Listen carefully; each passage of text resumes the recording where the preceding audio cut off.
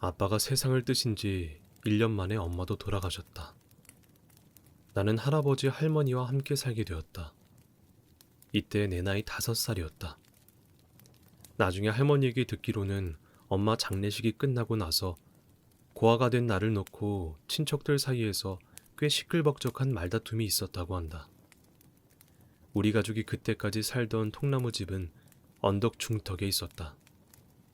친척들은 작은 개울이 흐르는 그 뒤뜰에 머리를 맞대고 서서 내가 어디로 가는 게 좋을지 열심히 입방아를 찍고 있었던 것이다.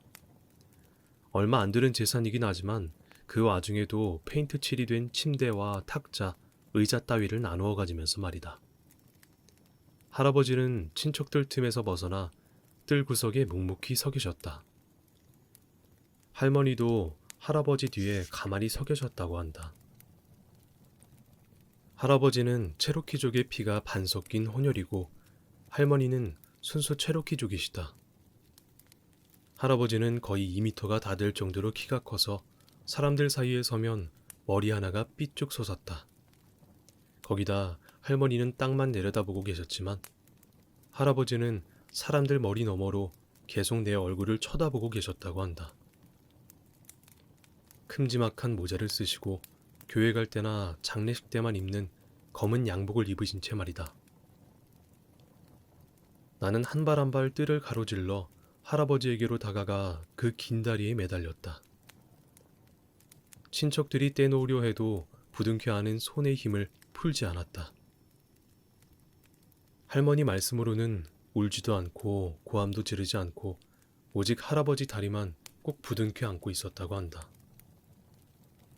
친척들은 떼내려 하고 나는 떨어지지 않으려 하면서 한참 동안 실랑이를 벌이고 있노라니 할아버지가 가만히 몸을 굽혀 내 머리 위에 손을 얹어 놓으시고는 그냥 내버려 두어 라고 하셨다. 그러자 친척들이 일제히 내 몸에서 손을 뗐다. 할아버지는 좀채 사람들 앞에서 이야기를 하지 않으신다. 하지만 어쩌다 한마디 하시면 누구도 그 말을 거역하지 못한다는 게 할머니의 설명이셨다. 그날 오후 늦게 할아버지와 할머니, 나 3사람은 언덕을 내려와 마을로 이어지는 큰 길로 나왔다. 한겨울이라 벌써 어둑어둑해지고 있었다. 내 옷가지를 싼 보따리를 어깨에 짊어진 할아버지가 길섭을 따라 앞서 걸으셨다. 나는 얼마 안 가 할아버지를 따라잡으려면 거의 뛰다시피 걸어야 한다는 걸 깨달았다. 내 뒤에서 따라오시던 할머니도 자주 치마를 들어올리면서 젠걸음으로 걷고 계셨다. 마을에 들어서고 나서도 우리의 이런 행진은 그대로 이어져 할아버지는 여전히 저만큼 앞서 걸으셨다. 할아버지를 간신히 따라잡은 것은 버스 정류장에 들어서고 나서였다. 우리는 한참 동안 그곳에 서 있었다. 할머니는 버스가 들어오고 나갈 때마다 버스 앞쪽에 걸린 행선지 표지판을 일일이 읽어보셨다. 할아버지는 할머니가 누구보다도 글자를 잘 읽는다고 하셨다. 과연 할머니는 우리가 탈 버스를 족집게처럼 정확하게 짚어내셨다. 어느새 주변에는 땅거미가 내려앉고 있었다. 우리는 다른 사람들이 모두 버스에 올라탈 때까지 기다렸다. 그건 잘한 일이었다. 왜냐하면 우리가 버스에 발을 올려놓는 바로 그 순간부터 문제가 생겼기 때문이다. 할아버지가 제일 먼저 올라타시고 그 다음에 나, 할머니는 차문 바로 안쪽 제일 낮은 승강구 계단에 서 계셨다.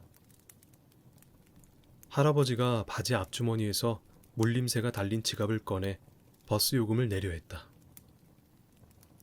차표는 어디 있는 거요? 운전사가 어찌나 크게 고함을 질렀던지 차에 타고 있던 사람들 모두가 한꺼번에 우리 쪽으로 얼굴을 돌렸다. 그래도 할아버지는 눈 한번 깜짝이지 않고 지금 차비를 내려는 참이라고 말씀하셨다. 할머니가 내 어깨 너머로 어디로 가는지 말해요 라고 속삭이셨다. 할아버지는 할머니가 시킨 대로 운전사에게 말했다. 운전사가 얼마를 내라고 하자 할아버지는 동전 하나하나를 찬찬히 살펴보면서 돈을 세어나갔다. 차 안의 불빛이 워낙 흐렸기 때문이었다. 그러자 운전사가 손님들에게 얼굴을 돌리시더니 오른손을 들어 보이고는 하여간 못 말려 라며 웃음을 터뜨렸다. 승객들도 모두 따라 웃었다. 사람들이 웃는 것을 보니 안심이 되었다. 우리가 차표가 없다고 해서 크게 악의를 품거나 화가 나지 않았다는 걸 알 수 있었기 때문이었다. 그리고 나서 우리는 버스 뒤쪽으로 걸어갔다. 그때 웬 아주머니가 눈에 띄었다. 그 아주머니는 많이 아픈 것 같았다. 눈 언저리는 온통 푸르죽죽한 멍이 들었고 입가에는 시뻘겋게 핏자국이 묻어 있었다. 우리가 곁을 지나려 하자 아주머니는 손으로 입술을 가렸다가 금방 도로 떼면서 큰 소리로 비명을 질렀다. 아야, 아우. 하지만 웃는 걸 보니 아픈 건 금세 사라진 것 같았다. 다른 사람들도 모두 따라 웃었다. 아줌마 옆에 앉았던 아저씨도 자기 넓적다리를 손바닥으로 두들기면서 웃어댔다.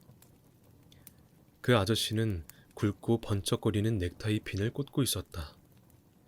그래서 나는 이 부부가 부자이고 필요하면 언제라도 의사에게 치료받을 수 있는 사람들인 걸 알았다.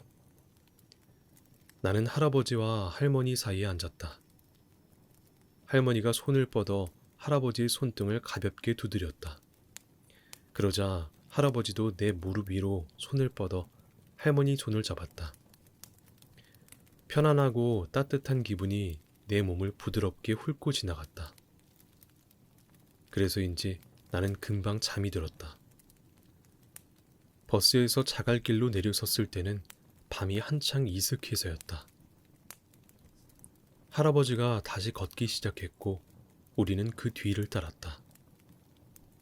유리가 쨍 하고 깨질 것처럼 공기가 차가웠다.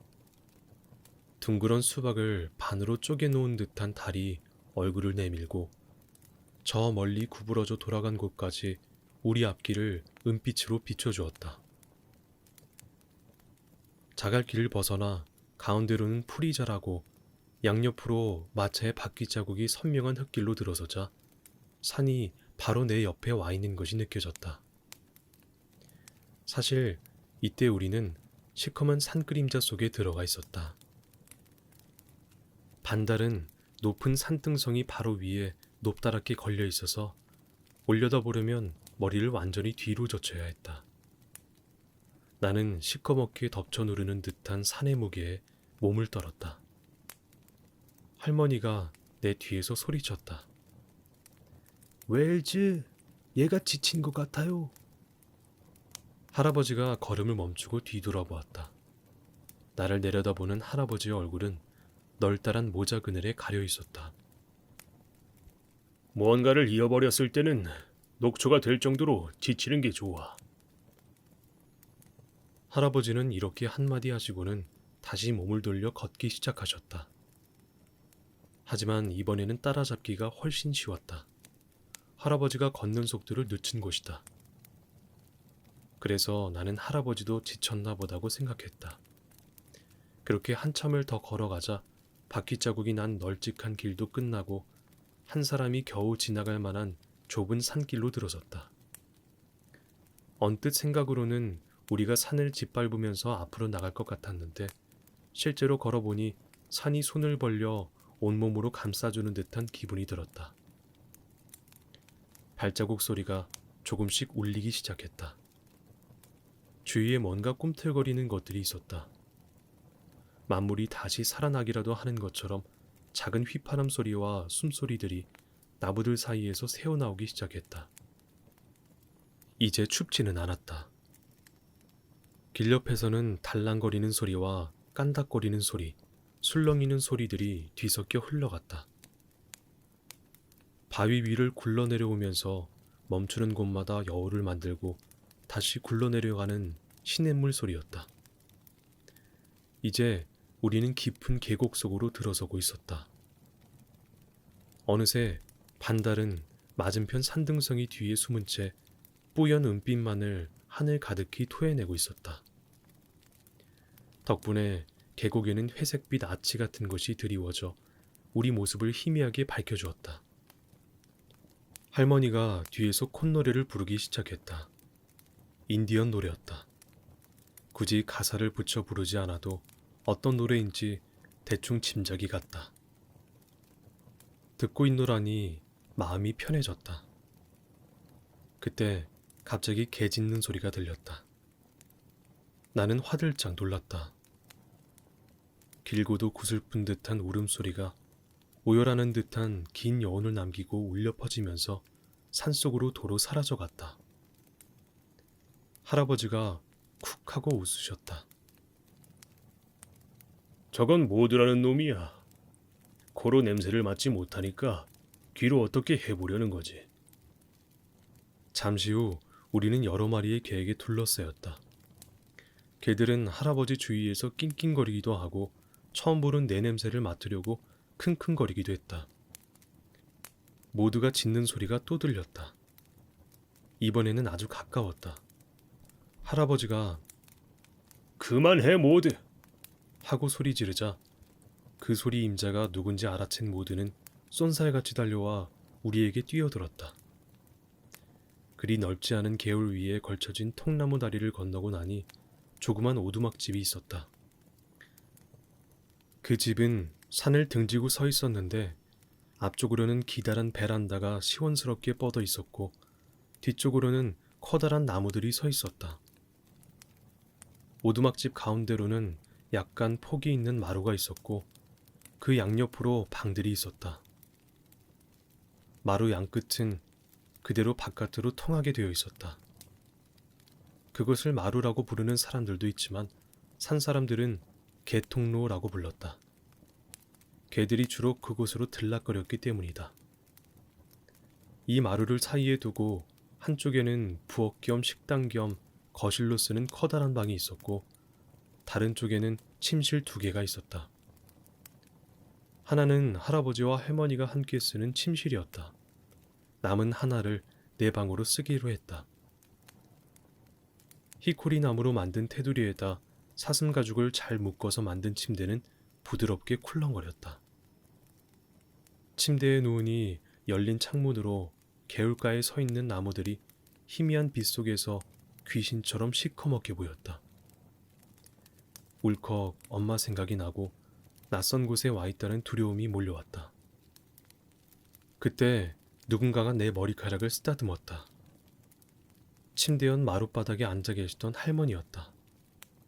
할머니는 널따란 치마자락을 마루에 펼치고 흰머리가 많이 섞인 따은 머리를 어깨에서 무릎으로 늘어뜨리고 앉아 계셨다. 할머니도 나처럼 창밖을 바라보고 계셨다. 이윽고 할머니가 낮고 부드러운 소리로 노래하기 시작했다. 숲도 가지를 스치는 바람도 이젠 모두가 그가 온 걸 알지. 아버지 산이 노래 불러 맞아준다네. 아무도 작은 나무를 무서워하지 않아. 작은 나무가 착한 걸 아니까. 모두가 소리 높여 노래하지. 작은 나무는 외톨이가 아니야. 장난꾸러기 라이나도 졸졸졸졸 물소리 울리며 즐겁게 춤추며 산을 내려간다네. 내 노래 들어봐요. 우리 형제가 찾아왔어요. 작은 나무는 우리 형제. 작은 나무가 여기 있어요. 어린 사슴 우스디도, 메추라기 미네리도, 까마귀 가그까지 노래 부르네.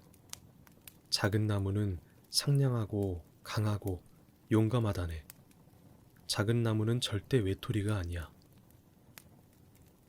할머니는 노래를 부르면서 몸을 천천히 앞뒤로 흔들었다.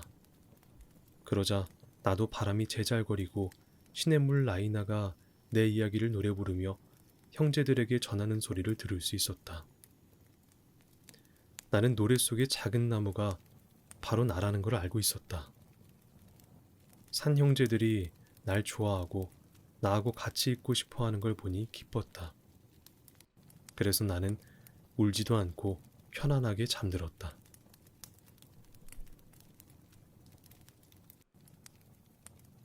난로에서 옹이 많은 소나무 땔감이 타닥타닥 기름 튀기는 소리를 내며 타는 동안 가냘픈 몸집의 할머니가 저녁마다 흔들의자에 앉아 콧노래를 부르면서 목화신 한 켤레를 만드는 데는 꼬박 일주일이 걸렸다.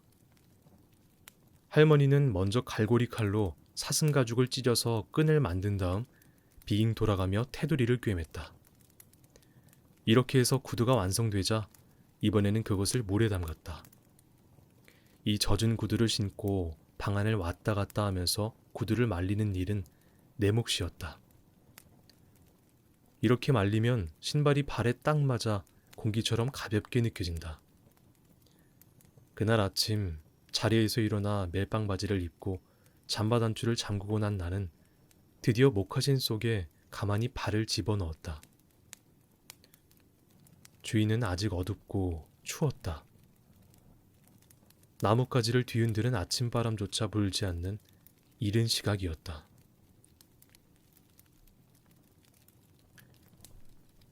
할아버지는 새벽에 일찍 일어나면 산꼭대기까지 데리고 가겠다고 하셨다.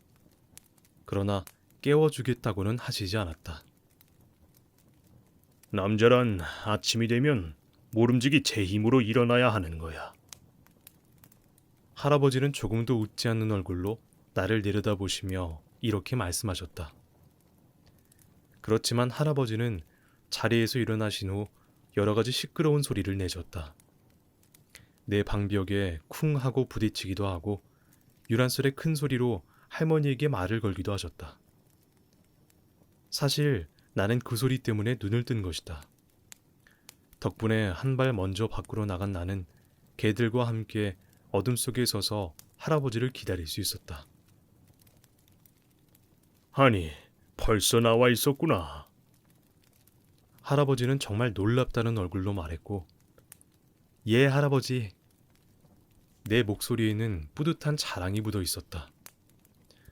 할아버지는 우리 둘레를 공중공중 뛰어다니는 개들에게 손가락을 내밀고 너희들은 그냥 있거라. 라고 지시했다. 개들은 꼬리를 사리면서도 졸라대듯이 코를 끙끙거렸다. 모두는 컹컹 짖기까지 했다. 그렇지만 어느 개도 우리를 따라오지는 않았다. 모두들 그 자리에 그대로 서서 빈털을 빠져나가는 우리를 실망한 눈빛으로 바라보고만 있었다. 나도 시냇가 둑길을 따라 만들어진 야트막한 오르막길을 올라가 본 적은 있었다. 꼬불꼬불 구부러진 그 길을 따라 더듬어 가다 보면 꽤 널찍한 풀밭이 눈앞에 펼쳐진다. 할아버지는 그곳에 마곡간을 지어 노새와 소를 기르고 있었다. 그러나 오늘 아침에는 그쪽 길로 가지 않고 곧장 오른쪽으로 꺾어지더니 서너리를 돌아 올라가기 시작하셨다. 이 길은 계곡을 따라 이어지는 길이 그렇듯이 꽤 가파른 경사를 이루면서 위로 이어져 있었다. 나는 급한 경사를 온몸으로 느끼면서 종종 걸음으로 할아버지 뒤를 따라 걸었다. 그런데 그전과는 뭔가 다른 게 느껴졌다. 할머니가 말씀하신 대로 어머니인 돼지 모노라가 내 목화신을 통해 나에게 다가온 것이다. 여기서는 볼록 튀어나오거나 밀쳐 올라오고 저기서는 기우뚱하거나 움푹 들어간 그녀의 존재가 내 몸으로 전해져 왔다. 그리고 혈관처럼 그녀의 몸 전체에 퍼져 있는 뿌리들과 그녀 몸 깊숙이 흐르는 수맥의 생명력들도 어찌나 친절하고 부드러운지 그녀의 가슴 위에서 내 몸이 통통 뛰는 것 같았다. 모두가 할머니가 말씀하신 그대로였다. 차가운 공기 탓에 내 입김은 뿜어져 나올 때마다 작은 구름을 이루었다. 저 멀리 아래쪽에 개울이 놓여 있는 게 보였다. 벌거벗은 나뭇가지 아래로 이빨처럼 자라난 고드름들에서는 물방울이 똑똑 떨어졌다. 더 높이 올라가니 길바닥에도 얼음이 깔려 있었다. 이제 어둠은 사라지고 새벽 회색빛이 사방을 뒤덮었다. 할아버지가 멈춰서서 길섭 쪽을 가리켰다. 여기가 야생 칠면조가 다니는 길이야. 한번 보련? 나는 쪼그리고 앉아서 그 작은 발자국들을 보았다. 그것은 가운데 동그란 자국을 중심으로 사방으로 퍼져나간 줄무늬 모양이었다. 이제 덫을 놓아볼까? 길을 따라가던 할아버지는 얼마 안가 그리 깊지 않은 구덩이를 찾아냈다.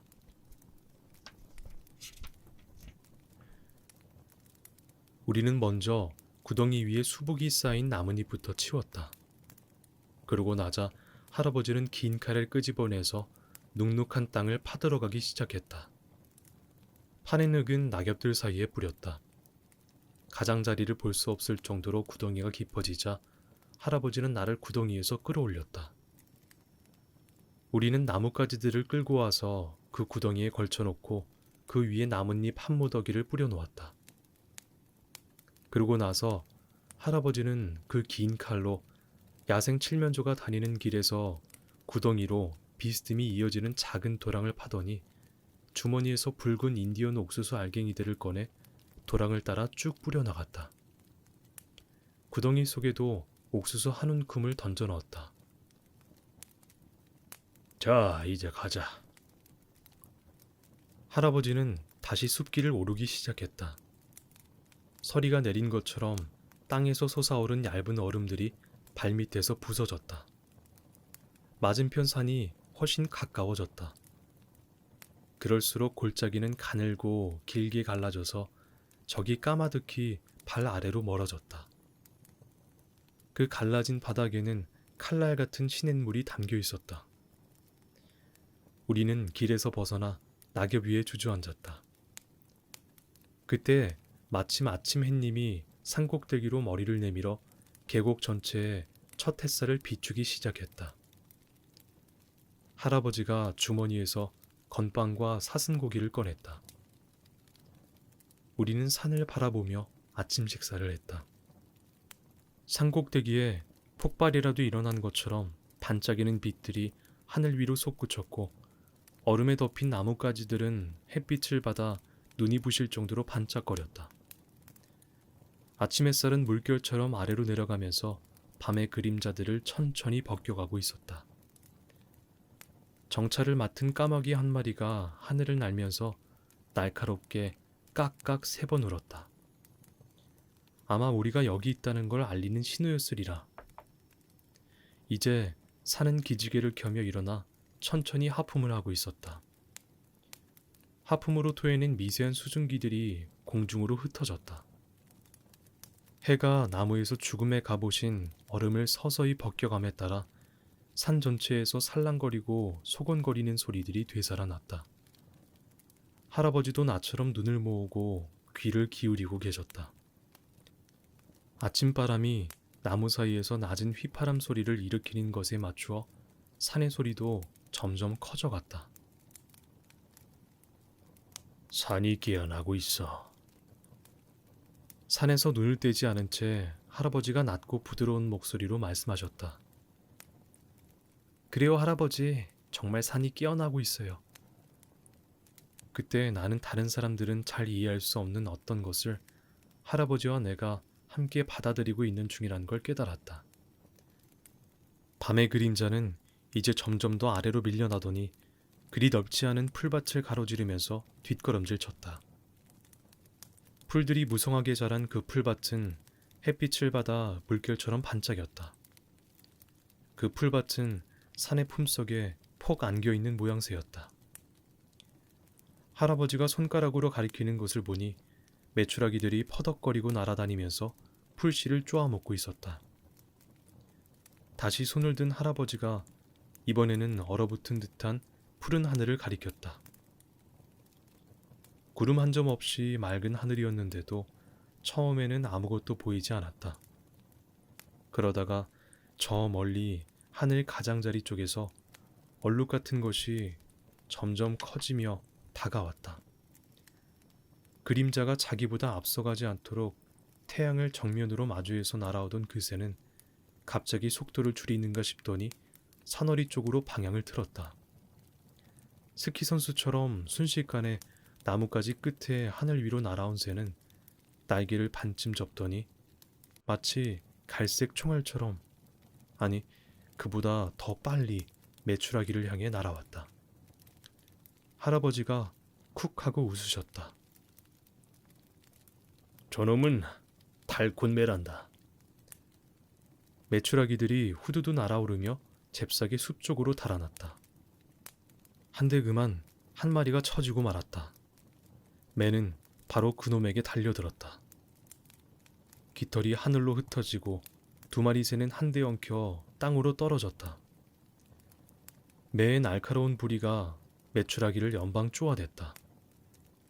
잠시 후 다시 하늘로 날아오른 매의 발톱에는 죽은 메추라기가 쥐어 있었다. 매는 다시 사너리 쪽으로 날아가더니 아득히 사라져 버렸다. 나는 울지 않았다. 하지만 슬픈 얼굴을 하고 있었나 보다. 할아버지가 이렇게 말씀하신 걸로 봐서 말이다. 슬퍼하지 마라, 작은 나무야. 이게 자연의 이치라는 거다. 달콤매는 느린 놈을 잡아갔어. 그러면 느린 놈들이 자기를 닮은 느린 새끼들을 낳지 못하거든. 또 느린 놈 알이든 빠른 놈 알이든 가리지 않고 메추라기 알이라면 모조리 먹어치우는 땅쥐들을 주로 잡아먹는 것도 달콤매들이란다. 말하자면 달콤매는 자연의 이치대로 사는 거야. 메추라기를 도와주면서 말이다. 할아버지가 칼로 땅을 파더니 부드러운 뿌리를 뽑아냈다. 껍질을 벗기자 겨울용으로 비축된 즙이 방울조 솟아올랐다. 그것을 반으로 잘라 두꺼운 쪽을 나에게 주신 할아버지는 다시 부드럽게 말을 이었다. 그게 이치란 거야. 누구나 자기가 필요한 만큼만 가져야 한다. 사슴을 잡을 때도 제일 좋은 놈을 잡으려고 하면 안 돼. 작고 느린 놈을 골라야 남은 사슴들이 더 강해지고, 그렇게 해야 우리도 두고두고 사슴고기를 먹을 수 있는 거야. 흑표범인 파코들은 이 사실을 잘 알고 있지. 너도 꼭 알아두어야 하고. 여기까지 말한 할아버지는 웃음을 터뜨렸다. 꿀버린 TV들만 자기들이 쓸 것보다 더 많은 꿀을 저장해두지. 그러니 곰한테도 뺏기고 너구리한테도 뺏기고 우리 체로키한테도 뺏기기도 하지. 그놈들은 언제나 자기가 필요한 것보다 더 많이 쌓아두고 싶어하는 사람들하고 똑같아. 뒤룩뒤룩 살찐 사람들 말이야. 그런 사람들은 그러고도 또 남의 것을 빼앗아오고 싶어하지. 그러니 전쟁이 일어나고, 그러고 나면 또 길고 긴 협상이 시작되지. 조금이라도 자기 몫을 더 늘리려고 말이다. 그들은 자기가 먼저 깃발을 꽂았기 때문에 그럴 권리가 있다고 하지. 그러니 사람들은 그놈의 말과 깃발 때문에 서서히 죽어가는 셈이야. 하지만 그들도 자연의 이치를 바꿀 수는 없어.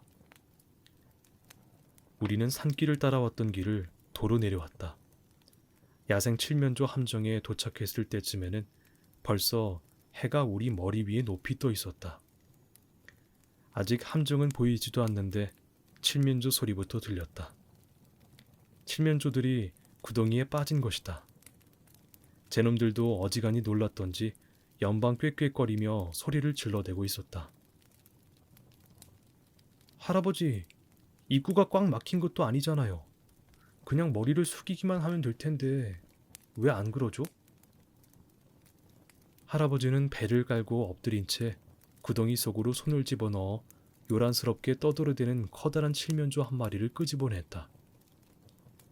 끈으로 그놈 발을 묶고 난 할아버지가 나를 쳐다보며 싱긋 웃으셨다.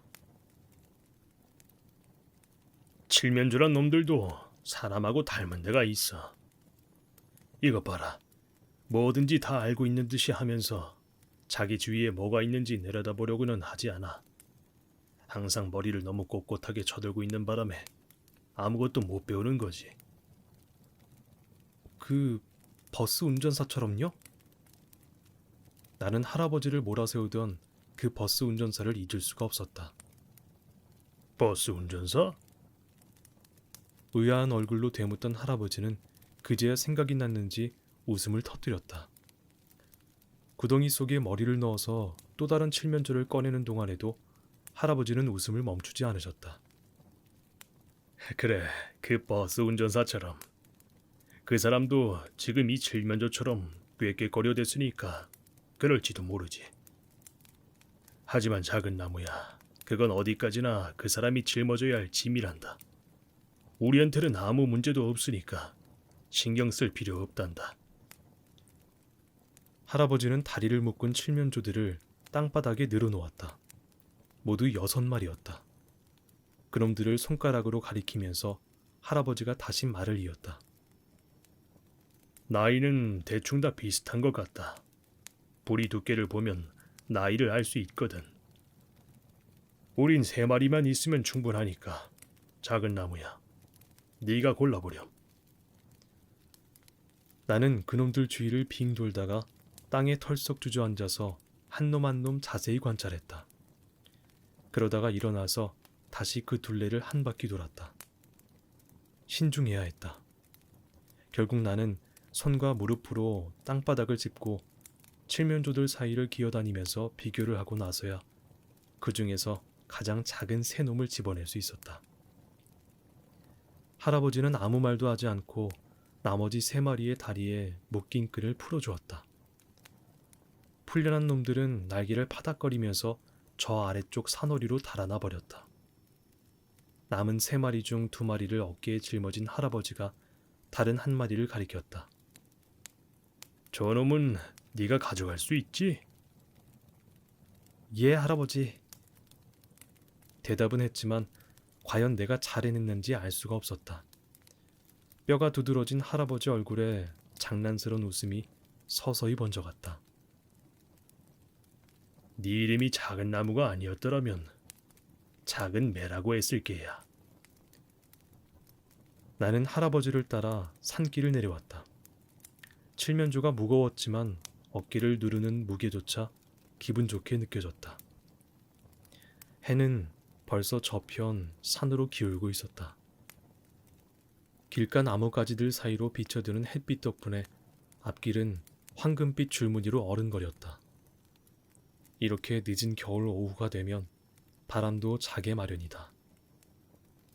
앞서가던 할아버지가 콧노래를 흥얼거리는 소리가 들려왔다.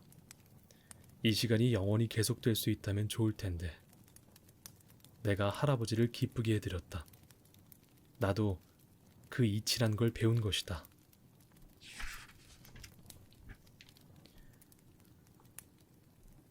지는 겨울에 받으며 산길을 걷다 보면, 길 위에 난 발자국 따라 걷다 보면 오두막집으로 이어지지.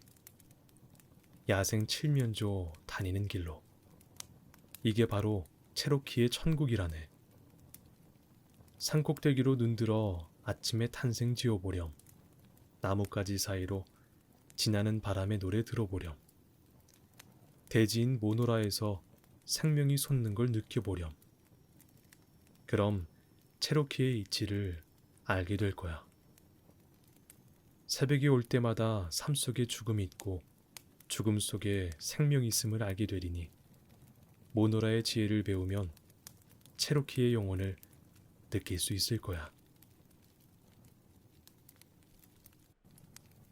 그 겨울 동안 우리는 밤마다 돌난로 앞에 앉았다. 말라 비틀어진 나무 구루터기 가운데 부분에서 뽑아낸 푸석푸석한 심지를 땔감 삼아 태우다 보면 두껍게 달라붙은 송진이 타닥타닥 탈 때마다 불꽃들이 튀고 일렁거렸다. 그러면 반대쪽 벽에 비친 우리 그림자가 늘어났다가는 줄어들고 그러다가 갑자기 괴상하게 커지는가 하면 또 순식간에 사그라들어 마치 환상 속의 그림을 보는 듯 했다.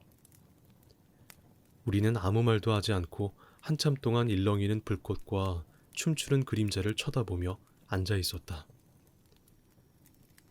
그러고 있을 때 읽은 것에 대한 자신의 생각을 이야기해서 이 침묵을 깨는 사람은 대개 할아버지였다. 일주일에 2번, 토요일과 일요일 밤이면 할머니는 석유 등잔을 켜놓고 우리에게 책을 읽어주셨다. 등잔을 켜는 건 우리에게 일종의 사치였다. 그런데도 이렇게 했던 건 물론 나 때문이었다.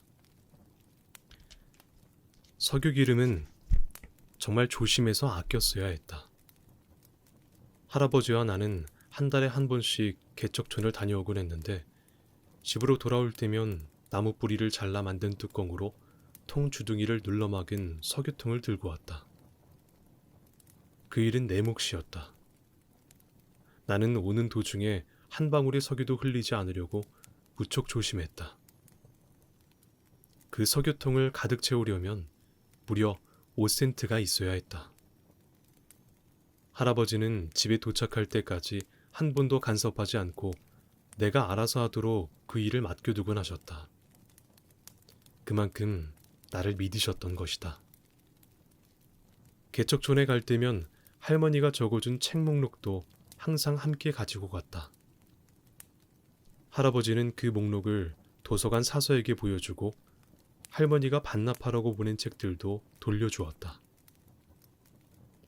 할머니는 현대 작가들 이름은 잘 모르셨던 것 같다. 그 목록에는 항상 셰익스피어 씨의 이름만 적혀 있었으니 말이다. 이 때문에 할아버지와 도서관 사서 사이에서는 이런저런 실랑이가 자주 벌어지곤 했다. 우선 사서는 책장에서 셰익스피어 책을 꺼내와서 그 제목을 할아버지에게 읽어주었다. 제목만 듣고서 할아버지가 기억해내지 못할 때는 한쪽 정도를 읽어주셨다. 할아버지가 계속 읽어보라고 하는 바람에 서너 쪽까지 읽는 일도 종종 있었다. 간혹 내가 할아버지보다 먼저 기억이 날 때면 나는 할아버지 바짓가랑이를 잡아당기며 우리가 이미 읽은 책이라는 표시로 고개를 끄덕거렸다. 그러자 이번에는 할아버지와 나 사이에 일종의 기억력 시합 같은 분위기가 만들어졌다. 할아버지는 내가 알아내기 전에 먼저 말아내는 듯 애를 쓰곤 하셨다. 하지만 결국 알아맞히는 건 언제나 내 쪽이었다. 어쨌든 이 때문에 사서의 혼란은 더욱더 가중되었다. 처음에는 약간 신경질적이던 그 사서가 한 번은 할아버지에게 읽지도 못하는 책을 왜 빌려가느냐고 물었다. 그래서 할아버지는 할머니가 우리에게 읽어준다고 설명했다. 그 다음부터 그 여자는 우리가 읽은 책 목록을 특별히 따로 만들어 보관했다. 또 무척 다정다감한 사람이어서 우리가 도서관 문을 열고 들어서면 항상 반갑게 맞아주었다. 한 번은 그 여자가 나한테 빨간 줄무늬가 있는 막대사탕을 주었다. 나는 밖에 나올 때까지 먹지 않고 두었다가 두 조각으로 잘라 할아버지와 나눠 먹었다. 할아버지는 작은 쪽을 집으셨다.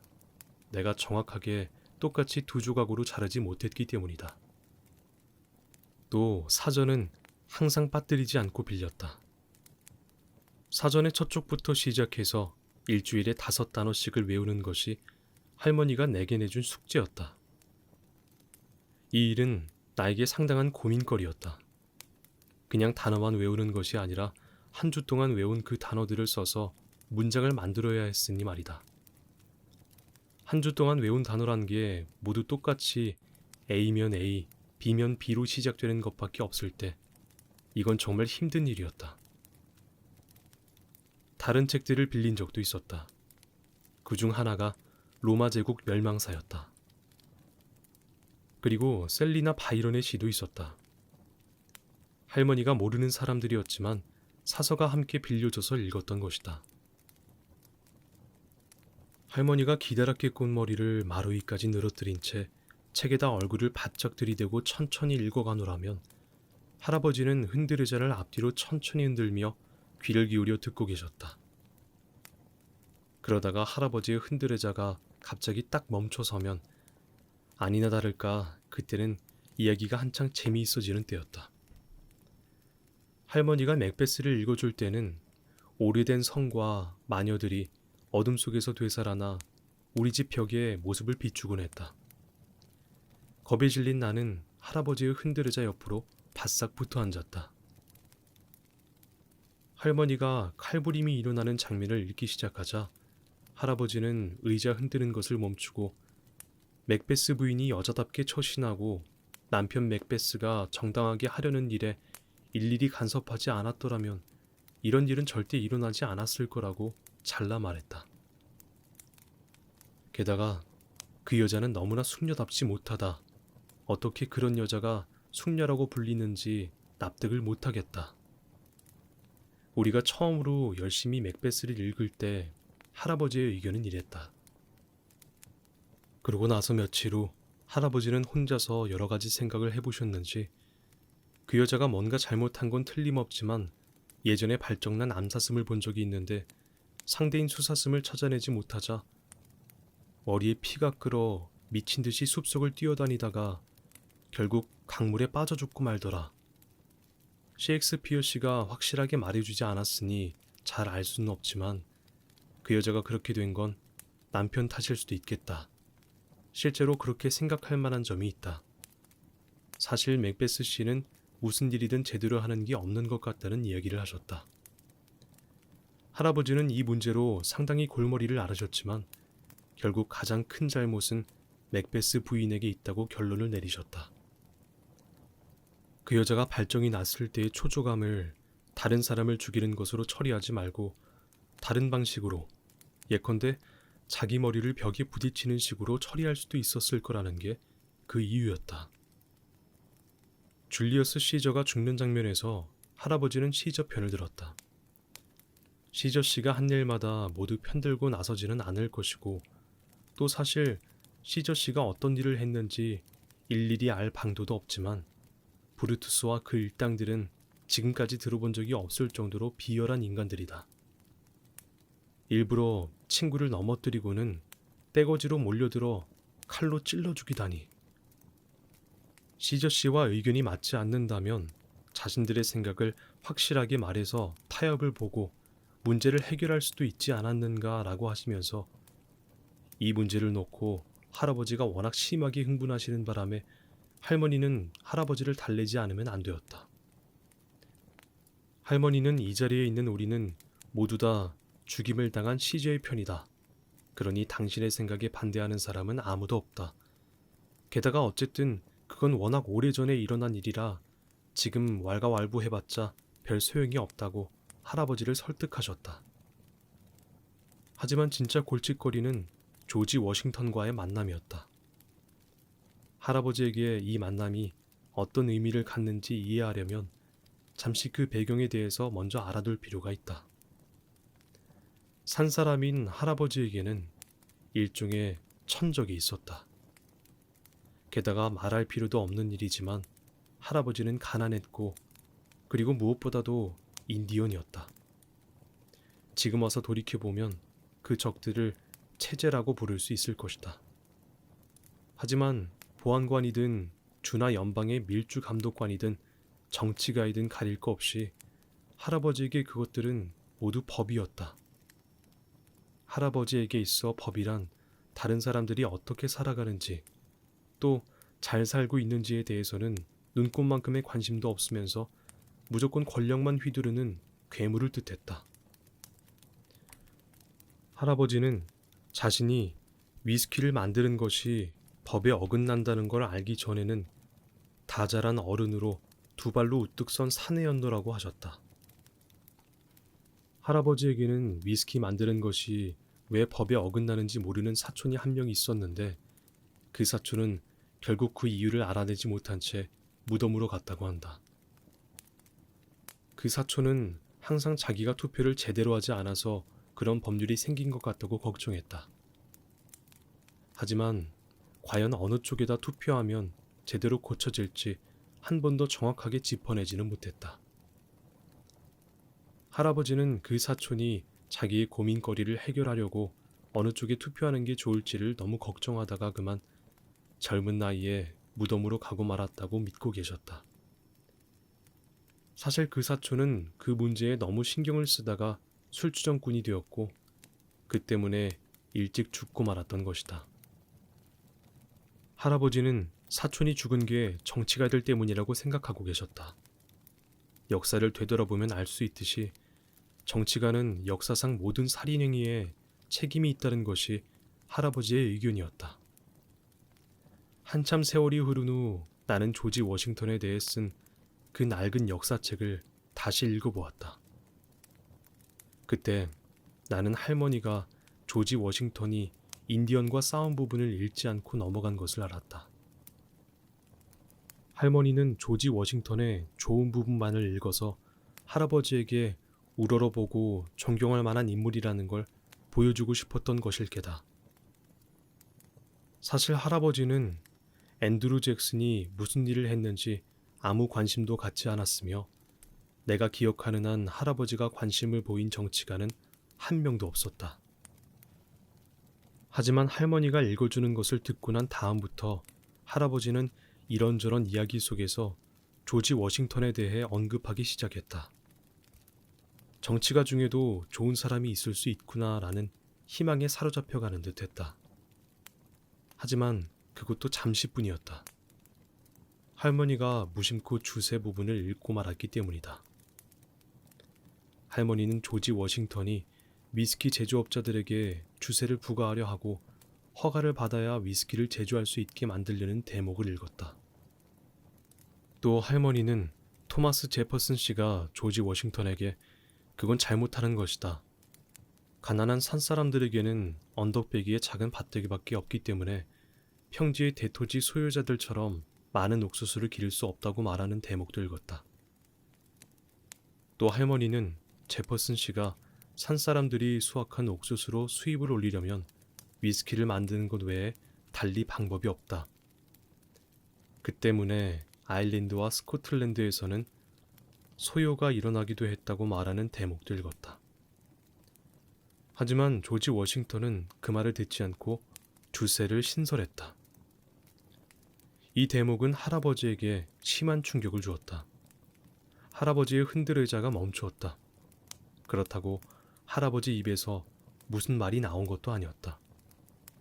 할아버지는 멍하니 얼빠진 듯한 얼굴로 난로불만 뚫어지게 쳐다보고 계셨다.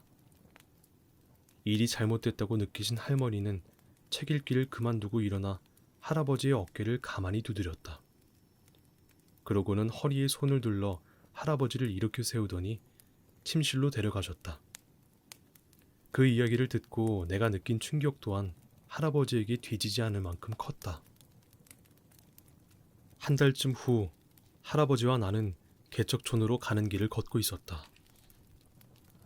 할아버지가 여전히 그 문제에 사로잡혀 있다는 것을 안 것이 이때였다. 할아버지는 처음에는 마차 바퀴 자국을 밟으며 길 한가운데로 걷다가 나중에는 길서프로 걸어갔다. 때때로 차들이 우리 옆을 지나쳐 갔지만 할아버지는 한 번도 돌아보지 않으셨다. 할아버지가 차를 얻어 타고 간다는 건 절대 있을 수 없는 일이었다. 그런데 갑자기 차 한 대가 우리 옆에서 멈췄다.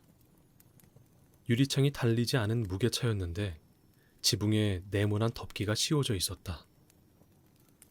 안에 탄 사람은 정치가처럼 옷을 입고 있었다. 나는 당연히 할아버지가 타지 않을 거라고 생각했다. 그런데 놀라운 일이 일어났다.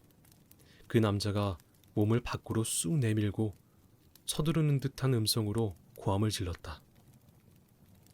타고 가시겠소?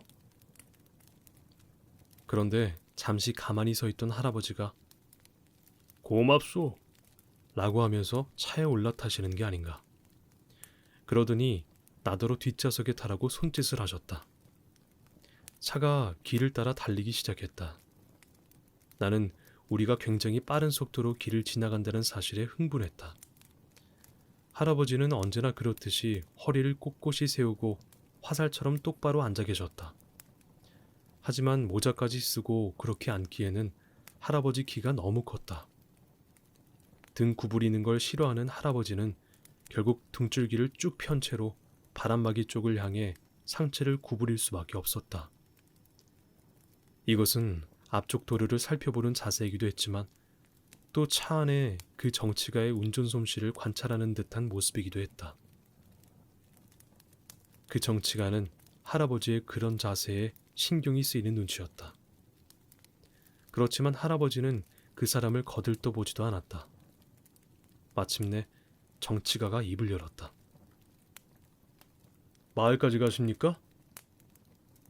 그렇소. 다시 차는 아무 말 없이 달려갔다. 그러다가 잠시 후 농부이신가요? 그렇다고 할 수 있죠. 저는 주립사범대학 교수입니다. 그 말투로 보아 그 사람은 자신이 교수라는 사실이 꽤 자랑스러운 듯 보였다. 나는 놀라긴 했지만 정치가가 아니라서 안심이 되었다. 할아버지는 아무 말 없이 잠자코 계셨다. 인디언이십니까? 그렇소. 아, 그 사실이 나와 할아버지를 완전히 설명할 수 있기라도 한 것처럼 교수는 열심히 고개를 끄덕였다. 그 순간 갑자기 할아버지가 교수에게 머리를 돌려 물으셨다. 조지 워싱턴이 위스키 만드는데 세금을 물린 걸 알고 있소? 누가 봤으면 할아버지가 교수를 몸으로 밀어붙인다고 생각했을 것이다. 주세요? 교수가 놀라며 굉장히 큰 소리로 고함을 질렀다. 그렇소. 위스키세.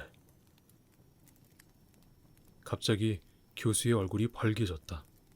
교수는 눈에 띄게 초조해하기 시작했다. 그 모습을 본 나는 위스키에 세금을 매긴 일에 이 사람이 뭔가 관련이 있는 게 틀림없다고 생각했다. 잘 모르겠는데요. 조지 워싱턴 장군 말입니까? 아니, 그럼 딴 사람이 또 있소? 할아버지가 놀라서 물으셨다. 나도 깜짝 놀랐다. 아닙니다.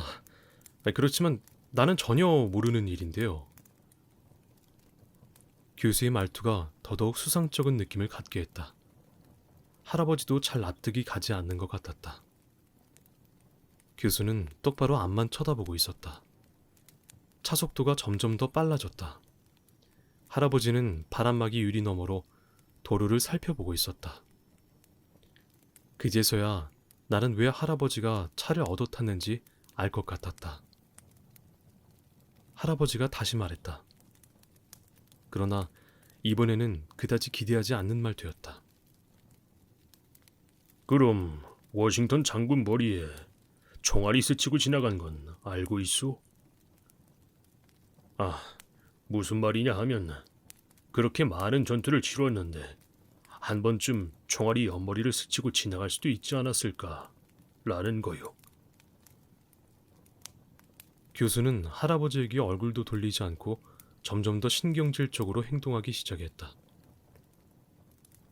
나는 말하자면 영어를 가르치는 사람이요. 그러니 조지 워싱턴에 대해서는 아무것도 몰라요. 교수는 말을 더듬었다. 개척촌 입구에 이르자 할아버지는 교수에게 내리겠다고 하셨다. 우리가 가려던 곳까지 가려면 아직 한참 더 가야 하는 곳이었다. 길섭에 내려선 할아버지는 모자를 벗어 교수에게 고맙다는 인사를 했다. 하지만 교수는 인사가 끝나길 기다릴 새도 없이 흙먼지를 구름처럼 일으키며 허둥지둥 차를 몰고 가버렸다. 할아버지는 저런 족속들은 본래 예의가 저 모양이라고 말씀하셨다.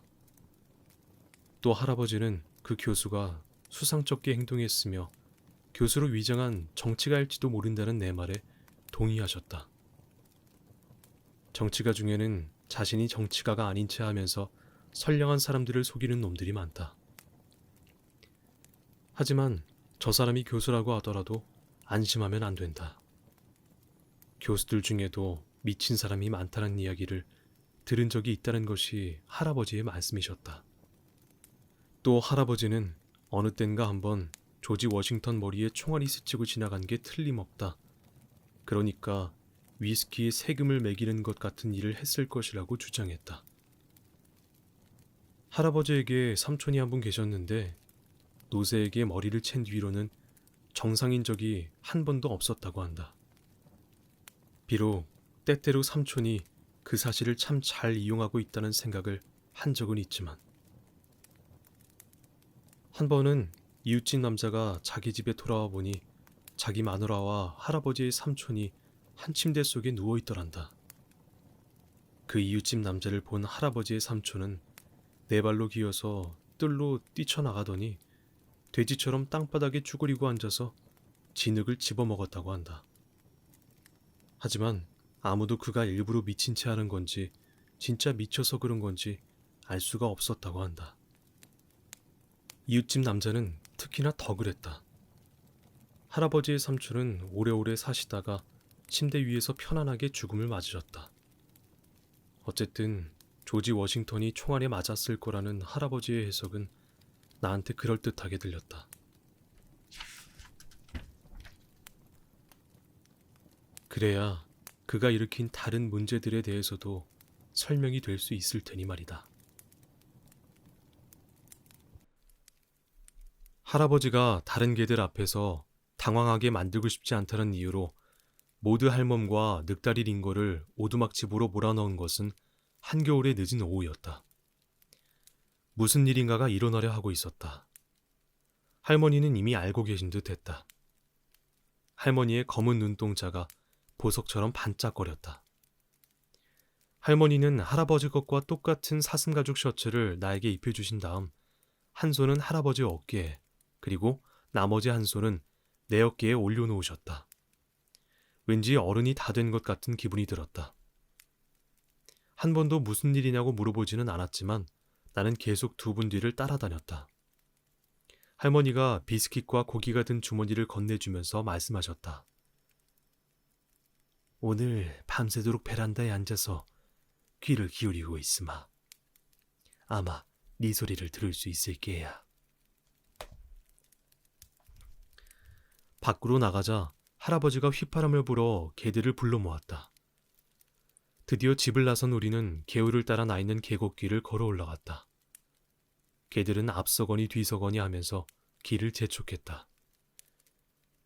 할아버지가 개를 기르는 것은 두 가지 이유 때문이었다.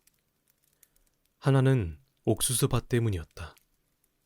봄, 여름이 되면 할아버지는 모두와 링거에게 사슴이나 너구리, 산돼지, 까마귀 같은 짐승들이 옥수수밭에 접근하지 못하도록 망보는 일을 맡겼다.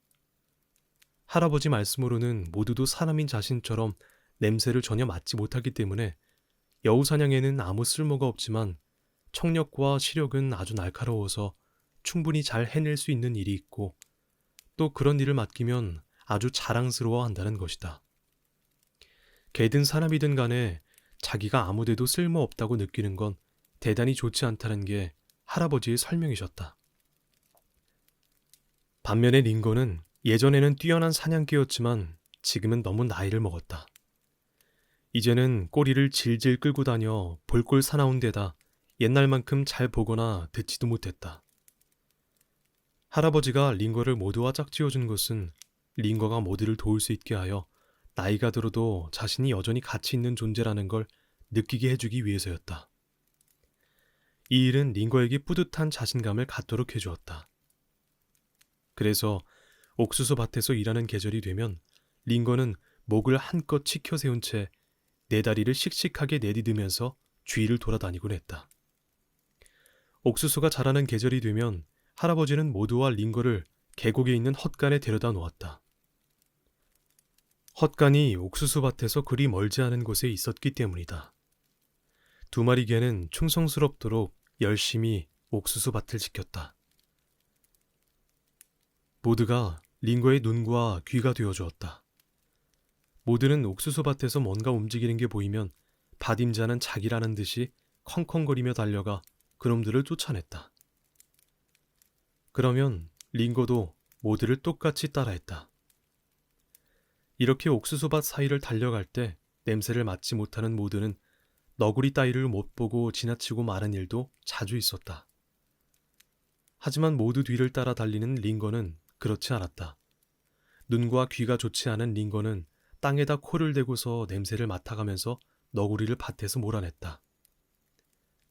아니, 거기서 그치지 않고 너구리가 저 멀리 숲속으로 사라질 때까지 악착같이 따라가곤 했다. 그렇게 기운을 쓰고 난 링고는 완전히 지친 모습으로 돌아왔다. 하지만 링고와 모드는 절대 포기하지 않고 맡은 일을 충실히 해내고 있었다. 할아버지가 개를 기르는 또 다른 이유는 여우몰이를 하는 즐거움을 즐기기 위해서였다. 하지만 할아버지의 여우몰이는 보통 사냥과는 달랐다. 할아버지는 절대 개를 써서 짐승을 잡지 않으셨다. 그럴 필요가 없었던 것이다. 할아버지는 짐승들이 어디서 먹이를 먹고 물을 마시는지, 습관은 어떻고 다니는 길은 어디인지, 심지어 사고방식과 성격은 어떤지까지도 알고 계셨다. 아무리 뛰어난 개라도 할아버지의 이런 지식들을 따라잡을 수는 없었다. 이를테면 붉은 여우는 개한테 쫓길 때면 원을 그리며 달리는 습성이 있다. 가운데에 있는 자신의 굴을 중심으로 대략 지름 1.5km 정도, 아니 때로는 그보다 더 큰 원을 그리기도 한다. 이렇게 달아나면서도 여우는 계속 잔재주를 부린다. 왔던 길을 되돌아가기도 하고 물을 건너거나 눈 속인 발자국을 만들어 놓기도 하고. 그래도 그 원을 포기하는 일은 절대 없다. 여우는 피곤해지기 시작하면 자기 굴로 모아질 때까지 원을 줄여간다. 결국에 가서 여우는 자기 굴에 몸을 숨기는데 산 사람들은 이걸 굴에 들었다고 한다. 달리면 달릴수록 붉은 여우의 몸은 더워졌다. 그럴 때면 개들이 자취를 쉽게 잡아낼 수 있을 만큼 강한 냄새가 나는 침이 입에서 뚝뚝 떨어지고, 그럴수록 개들이 짖는 소리도 커져간다. 그 때문에 사람들은 여우의 침을 뜨거운 자취라고 불렀다. 반면에 회색여우는 팔자 모양을 그리면서 달아난다. 팔자 가운데 선이 교차하는 바로 그곳에 회색여우의 굴이 있다. 할아버지는 너구리가 꾀를 내는 것도 읽을 수 있었다. 너구리가 잔꾀를 부리는 걸 보면 할아버지는 즐겁게 웃으셨다. 그럴 때마다 할아버지는 맹세하지만 너구리도 종종 자신을 즐겁게 해준다는 말을 하곤 하셨다. 할아버지는 야생 칠면조들이 다니는 길도 잘 알고 있었고, 물가에서 벌집까지 날아가는 벌을 눈만으로 쫓아갈 수도 있었다.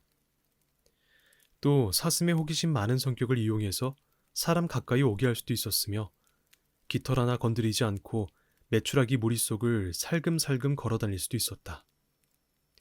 하지만 할아버지는 필요한 만큼을 빼고는 절대로 동물들을 괴롭히지 않으셨다. 동물들도 이 점을 잘 알고 있는 듯 했다. 할아버지는 그런 놀이들을 즐기긴 했지만 매달리지는 않으셨다. 하지만 백인산 사람들은 그렇지 않았다. 그 사람들은 할아버지만큼 참을성이 없었고 무모했다. 그 사람들이 개를 데리고 사냥감을 쫓으며 여기저기 쑤시고 다닐 때면 동물들은 모두 은신초로 숨어버렸다. 아마 그 사람들은 야생 칠면조 12마리를 보았을 때 왜 12마리 모두 죽이면 안 되는지 절대 그 이유를 모를 것이다. 하지만 그 사람들도 할아버지를 고참 산사람으로 존경했다. 이것은 사거리 가게에서 그들을 만났을 때 드러나는 눈의 표정이나 모자 끝에 손을 갖다 대는 걸 보더라도 알 수 있다. 그래서 그 사람들은 자신들이 사는 곳에 사냥감이 갈수록 줄어들고 있다고 불평하면서도 할아버지가 사시는 계곡과 숲으로 총을 들고 들어오지는 않았다.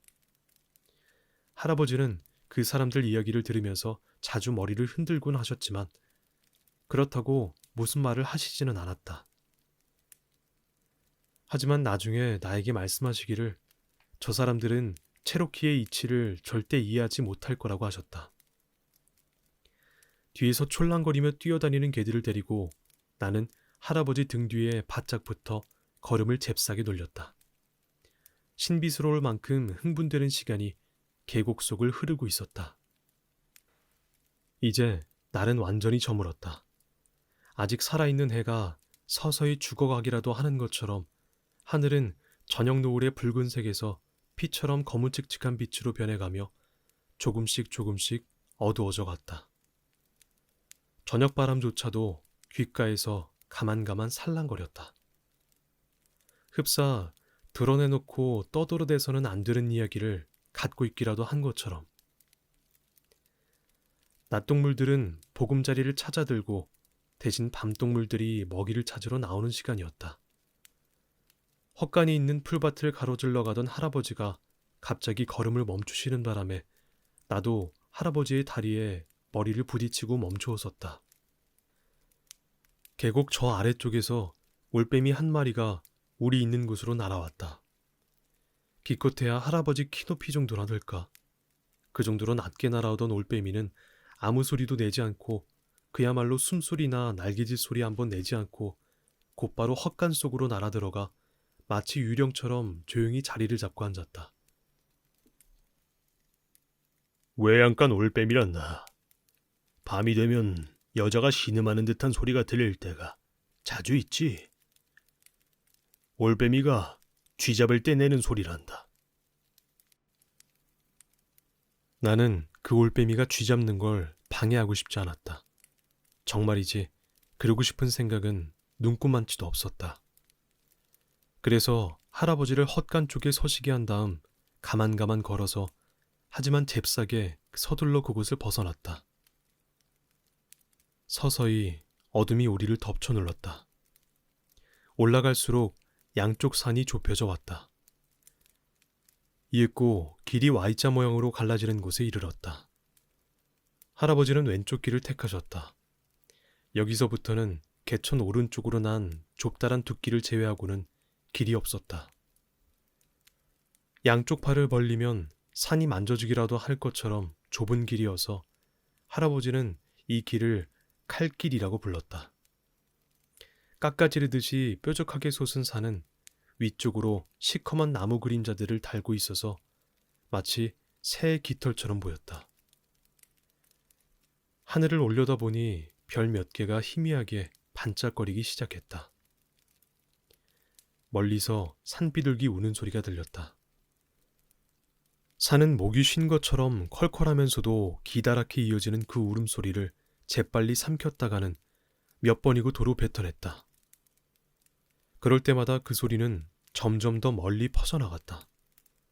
얼마나 많은 산과 계곡을 지나쳐 갔는지 알 수 없을 정도가 되자 그 소리는 소리라기보다는 마치 오래된 기억처럼 그렇게 사그라져 갔다. 왠지 쓸쓸한 기분이 든 나는 종종 걸음을 치며 할아버지 발꿈치에 바짝 따라붙었다. 개들이라도 내 뒤에 있어주면 좋으련만 그놈들은 하나같이 할아버지 앞에서 왔다 갔다 뛰어다니고 있었다. 어서 여우몰이에 보내달라는 듯이 코를 킁킁거리면서. 칼길은 꽤 가파른 오르막길이었다. 얼마 가지 않아 콸콸거리며 물 떨어지는 소리가 들렸다. 시냇물이 하늘협곡이라 불리는 곳을 가로지르면서 내는 소리였다. 그곳에서 우리는 둑길을 벗어나 위로 펼쳐진 산속으로 들어갔다. 그제서야 할아버지는 개들을 풀어놓았다. 그냥 손가락으로 앞을 가리키면서 가라고 했을 뿐이지만 개들은 낮게 컹컹거리면서 눈 깜짝할 사이에 산속으로 흩어졌다. 할아버지는 어린애들이 좋아라고 산딸기 따라가는 모습 같다고 하셨다. 우리는 시내 위쪽 소나무 숲 속에 앉았다.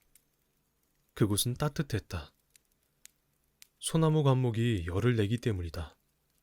하지만 여름이라면 졸참나무나 호두나무 그늘에 앉는 편이 나을 것이다. 소나무 밑에 앉으면 더 더울 테니 말이다. 시냇물에 비친 별들이 물길에 흔들리기도 하고 물살을 타고 부서지기도 했다. 할아버지는 이제 좀 있으면 개 짖는 소리를 들을 수 있을 거라고 하셨다. 붉은 여우 슬리크의 자취를 찾아냈을 때 개들이 보내는 신호였다. 슬리크는 할아버지가 그 여우에게 붙여준 이름이었다. 할아버지는 우리가 지금 슬리크의 영토 안에 앉아있다고 말씀하셨다. 할아버지가 슬리크를 알게 된 것은 대략 5년쯤 전이라고 하셨다. 사람들은 여우 사냥꾼이라면 누구나 여우를 죽이는 것으로 생각하지만 그건 전혀 사실이 아니었다. 할아버지는 지금까지도 한 번도 여우를 죽인 적이 없었다. 여우몰이를 하는 이유는 개들 때문이었다. 할아버지는 개들이 쫓아다니는 소리를 듣기만 하시다가 여우가 굴로 들어갔다 싶으면 개들을 도로 다 불러들였다. 말하자면 여우몰이는 개들을 훈련시키기 위한 놀이였다. 슬리크는 단조로운 생활이 지겨워지면 자진해서 오두막집과 밭 언저리까지 내려와 어슬렁거리기도 했다. 할아버지와 개들더러 자기를 쫓아오라고 부추기는 셈이었다. 그러면 흥분한 개들은 할아버지가 채 말릴 새도 없이 컹컹거리고 짖어대면서 슬리크를 쫓아 계곡 위쪽으로 올라가곤 했다. 할아버지는 슬리크가 심술이 나고 쫓겨다니고 싶어 하지 않을 때 슬리크 앞에 나타나는 걸 즐기셨다. 그 여우는 굴 속에 들어가고 싶어지면 개들을 따돌리려고 온갖 속임수를 다 썼다. 반대로 쫓기는 게 재미있을 때는 계속 이리저리 돌아다니면서 장난을 치곤 했다. 할아버지는 가장 좋은 건 오두막집 주위를 어슬렁거려 할아버지를 골치 아프게 만든 벌을 받는다는 걸 슬리크가 알도록 해주는 것이라고 하셨다. 약간 이지러진 달이 산 위로 올라왔다. 달빛은 소나무 숲속을 지나면서 어른거리는 그림자들을 만들어내고 시냇물 위로 빛을 쏟아부어 칼길 위로 은빛 돛단배 모양의 안개가 천천히 올라가도록 만들었다. 할아버지는 소나무에 등을 기대고 두 다리를 뻗었다. 나도 똑같이 흉내내며 내 책임으로 맡겨진 음식 보따리를 내 옆으로 끌어당겨 놓았다. 그다지 멀지 않은 곳에서 길고 어딘지 텅 빈 것 같은 개울음 소리가 들려왔다. 할아버지가 낮은 소리로 웃으면서 말씀하셨다. 리피놈이군. 그런데 개자식 거짓말을 하고 있어. 뭘 찾아야 되는지 알고 있으면서. 그런데 참을성이 없는 거야. 그래서 사냥감 냄새를 발견하기라도 한 것처럼 거짓말을 하고 있어. 잘 들어봐. 짖는 소리가 거짓말하는 것처럼 들리지. 리피 자신도 자기가 거짓말을 하고 있다는 걸 아는 거야. 정말 그랬다. 짖는 소리는 과연 그렇게 들렸다. 거짓말을 하다니 정말 개자식이에요. 내가 말했다. 나와 할아버지는 근처에 할머니가 계시지 않을 때는 멋대로 욕을 하곤 했다. 금방 다른 개들이 리핏을 둘러싸고 나무라는 듯한 소리가 들렸다. 이럴 때는 개들이 컹컹거림에 짖지 않고 으르렁거렸다. 산에서는 이런 개를 허풍쟁이 개라고 불렀다. 다시 주인은 쥐 죽은 듯이 조용해졌다. 얼마 안 있어 이번에는 굴다랗게 짖는 소리가 침묵을 깨뜨렸다. 길고도 멀리까지 가는 소리였다. 그 소리에는 흥분이 실려 있었기 때문에 이번에는 진짜라는 걸 금세 알 수 있었다. 다른 개들도 함께 짖어대기 시작했다. 블루보이구나. 산에 들어오면 저놈 코가 제일 예민해지지. 바로 이어서 짖는 건 리틀 레드고 저건 펠스구만. 미친 듯이 짖는 소리가 새로 끼어들었다. 그러자 할아버지가 말씀하셨다. 그리고 저건 늑다리 리핏이고 결국 다 끝나고 나서 끼어드는구만. 이제 개들은 합창이라도 하듯이 큰 소리로 짖어대면서 점점 멀어져 갔다. 개들의 합창이 앞뒤로 계속 메아리를 치는 바람에 우리 주인은 온통 개들 천지인 것처럼 느껴졌다. 소리는 한참 동안 그러고 나더니 사라져갔다. 클린치산 뒤편에 있나 보다.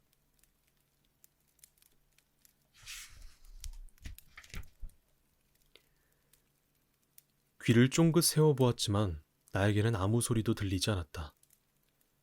우리 뒤편 산 쪽에서 날아온 쏙독새의 울음소리가 날카로운 호루라기 소리처럼 하늘을 찢고 지나갔다. 쉬...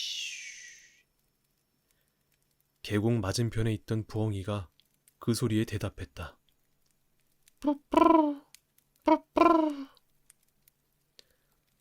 할아버지가 낮은 소리로 웃으셨다. 부엉이는 계곡에 살고 쏙독새는 산등성이에 사는데 때때로 쏙독새는 물가로 내려와 사냥을 하는 게 더 쉽겠다고 생각하지. 부엉이는 그게 마음에 들지 않는 거고. 시냇물에서 물고기 한 마리가 물방울을 튀기면서 펄쩍 뛰어올랐다. 걱정이 된 나는 작은 소리로 할아버지에게 속삭였다. 할아버지, 개들이 길을 잃은 건 아닐까요? 아니, 그렇지 않다. 좀 있으면 개 짖는 소리를 듣게 될 거야. 클린치산 저편으로 나와서 저기 산등성이를 돌아 우리 있는 곳으로 올 테니 걱정 말아라. 정말 할아버지 말씀대로였다. 처음에는 멀리서 어렴풋하게 들릴 듯 말 듯하던 개 짖는 소리가 조금씩 커져갔다. 멍멍거리고 컹컹거리는 그 소리들은 우리 앞에 산등성이를 따라 보이지 않는 선을 그리면서 꽤 오랫동안 들려왔다. 그러더니 저 아래쪽 어딘가에서 계곡을 건넜는지 짖는 소리는 다시 우리 뒤쪽의 산등성이를 돌아서 클린치 산 쪽에서 들려왔다.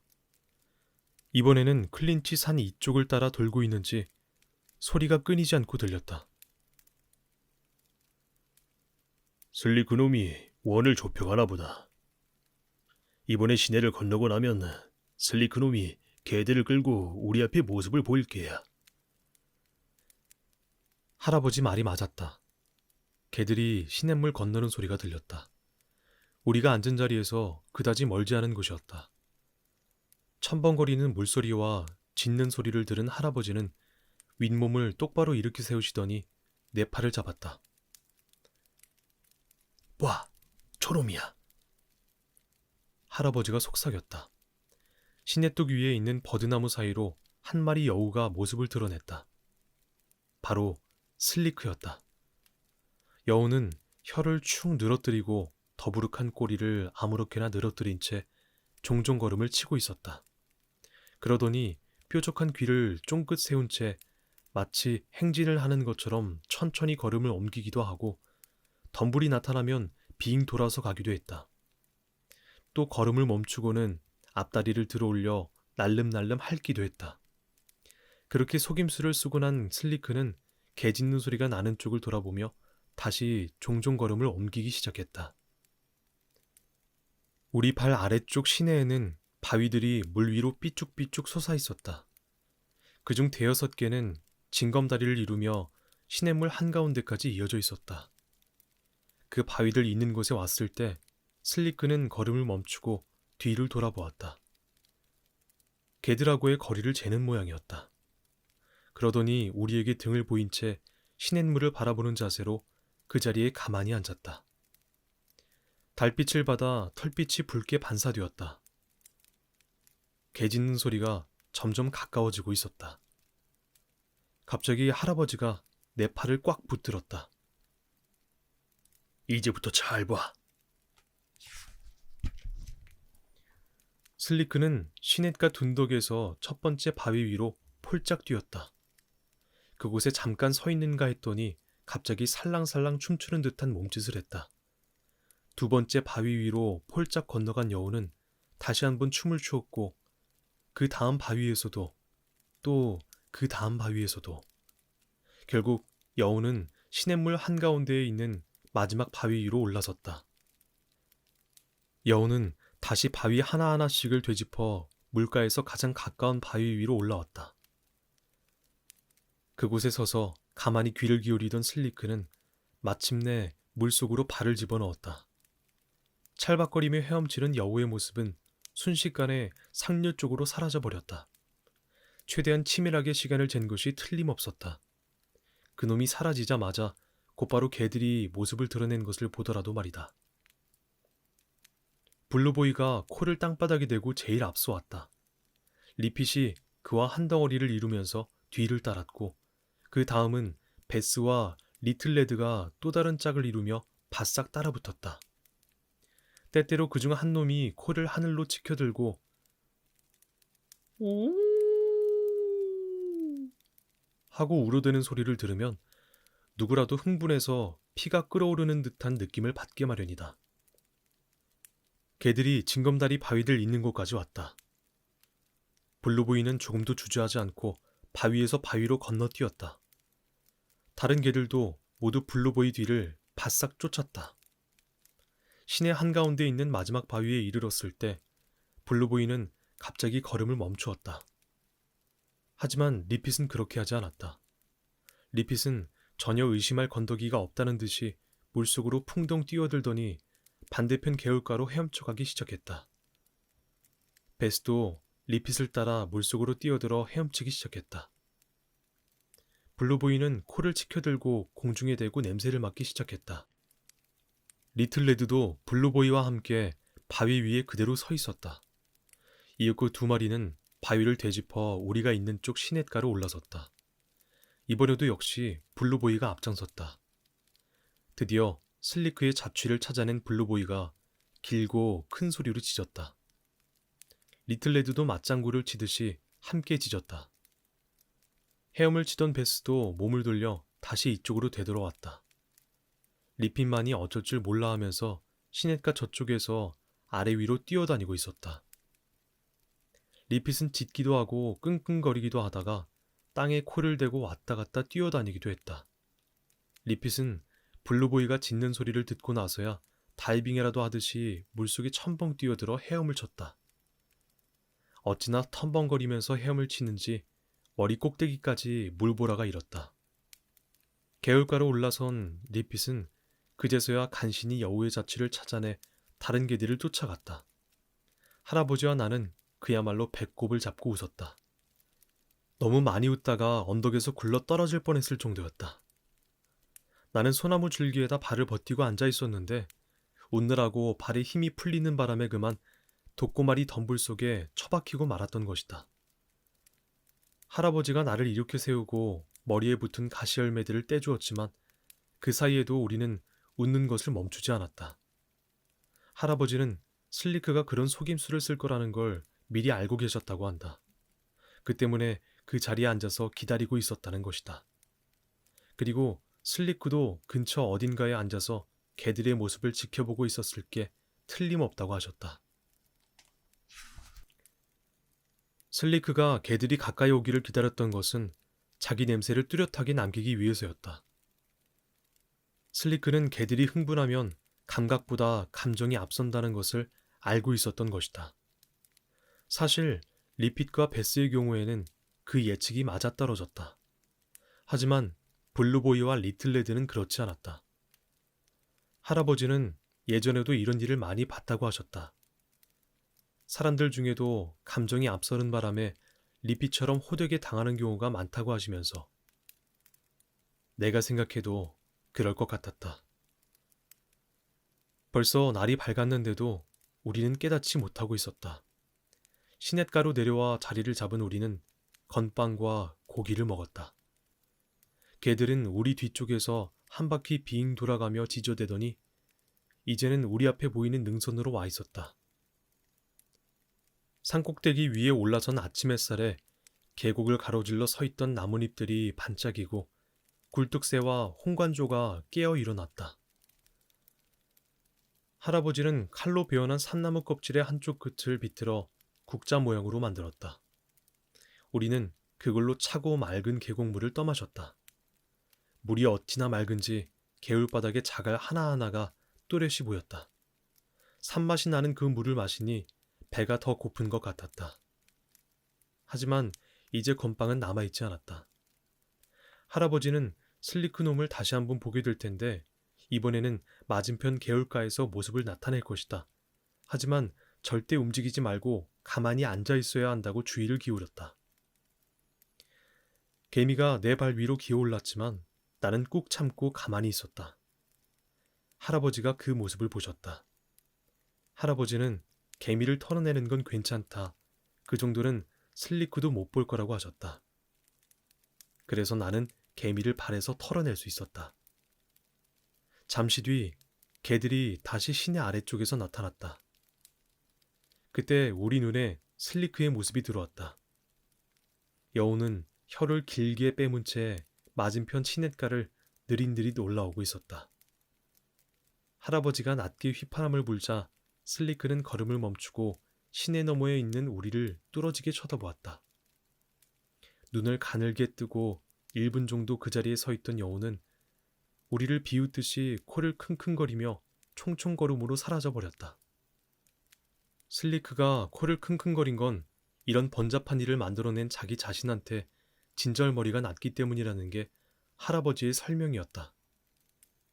나는 슬리크가 당연히 치러야 할 대가를 치르는 거란 생각이 들었다. 할아버지는 여우가 둔갑술을 부린다는 이야기를 들었다고 말하는 사람들이 있는데 사실 할아버지는 실제로 그걸 본 적이 있다고 하셨다. 몇 년 전 여우몰이를 나갔다가 풀밭 위쪽에 있는 언덕에 앉아있을 때였다고 한다. 얼마 안 있어 붉은 여우가 개들한테 쫓겨서 달려오더니 속이 빈 나무 앞에서 멈추었다. 그놈이 나무 앞에서 두세 번 짖자 그 빈 나무 속에서 다른 여우 한 마리가 나왔다. 그러자 첫 번째 놈은 나무 속으로 들어가고 두 번째 놈이 쫓아오는 개들을 끌고서 총총걸음으로 달아났다. 할아버지가 나무 곁으로 가보니 그 속에서 여우의 코 고는 소리가 들리더란다. 개들이 바로 코앞을 지나가고 있었는데 말이다. 자신의 잔재주에 얼마나 자신이 있었던지 개들이 그렇게 가까이 지나가도 여우는 쥐뿔도 신경을 안 쓰더라는 것이다. 시내뚝 위로 블루보이와 다른 개들이 모습을 드러냈다. 개들은 한두 걸음마다 계속 짖어댔다. 그만큼 여우의 체취가 강했던 것이다. 개들이 다시 시야에서 사라졌다. 그런데 얼마 안 있어 무리에서 떨어졌는지 한 마리만 심하게 짖어대기 시작했다. 할아버지가 욕설을 퍼부었다. 개자식 리핀놈, 잘난 척 덤벙거리더니 또 슬릭한테 속았구나. 앞장서 가다가 길을 잃다니. 산에서는 이런 개들을 사기꾼이라 부른다. 리핏이 우리 있는 쪽으로 찾아오도록 하려면 큰 소리로 고함을 질러 신호를 보낼 수밖에 없었다. 그러면 다른 개들도 그 소리를 듣고 우리한테로 올 것이다. 결국 이쯤에서 우리는 여우몰이를 포기해야 했다. 나는 도저히 할아버지처럼 길게 소리를 지를 수 없었다. 그 소리는 요들송하고 비슷했다. 하지만 할아버지는 나도 숨을 꽤 잘 참는 편이라고 칭찬해 주셨다. 얼마 후에 개들이 우리 있는 곳으로 왔다. 리핏은 자기 행동이 부끄러웠는지 슬금슬금 다른 개들 꽁무니에 가 숨었다. 아마 그러면 안 보일 거라고 생각하는 것 같았다. 할아버지는 이번 일이 리핏한테 도움이 될 것이라고 하셨다. 이번 일만 보더라도 알 수 있듯이 다른 사람을 속이려 하면 도리어 자기 자신이 곤란에 빠지게 된다는 걸 깨달았을 거라고 하시면서 우리가 하늘협곡을 떠난 것은 오후가 되고 나서였다. 우리는 칼길을 따라 집으로 걸어 내려갔다. 개들은 다리를 질질 끌면서 천천히 걸었다. 지쳐서 그랬을 것이다. 나도 피곤했다. 그래서 할아버지가 그렇게 어슬렁거리면서 천천히 걷지 않으셨더라면 도저히 따라잡을 수 없었을 것이다. 오두막집의 빈터와 할머니가 우리 눈에 들어온 것은 저녁 땅거미가 깔릴 무렵이었다. 할머니는 우리를 마중하려고 길까지 나와 계셨다. 아직 걸을 힘이 남아 있었는데도 할머니는 나를 안아주셨다. 나머지 한쪽 팔은 할아버지의 허리에 두르신 채. 피곤하긴 무척 피곤했었나 보다. 어느새 할머니 어깨에 기대어 골아떨어진 나는 언제 오두막집에 도착했는지도 몰랐다. 할아버지와 할머니는 내게 지난 일들에 대해 알려주고 싶어 하셨다. 두 분은 지난 일을 모르면 앞일도 잘 해낼 수 없다. 자기 종족이 어디서 왔는지를 모르면 어디로 가야 될지도 모르는 법이라는 말을 자주 하셨다. 이 때문에 두 분은 나에게 옛날 일들에 대해 자주 이야기해 주셨다. 정부군이 들어온 이야기며 체로키족이 비옥한 골짜기에서 농사짓던 이야기, 생명들이 싹트는 봄이 되면 열리는 짝짓기 잔치 이야기와 숫사슴과 암사슴, 수탉과 암탉이 발정나서 새끼를 갖게 되는 이야기. 또 호박이 무르익고 감이 발갛게 익고 옥수수가 여물어 가는 늦가을 무렵이면 열리던 추수감사제 이야기와 자연의 이치에 따를 것을 맹세한 후에야 벌어졌던 겨울사냥 이야기도 빠뜨리지 않으셨다.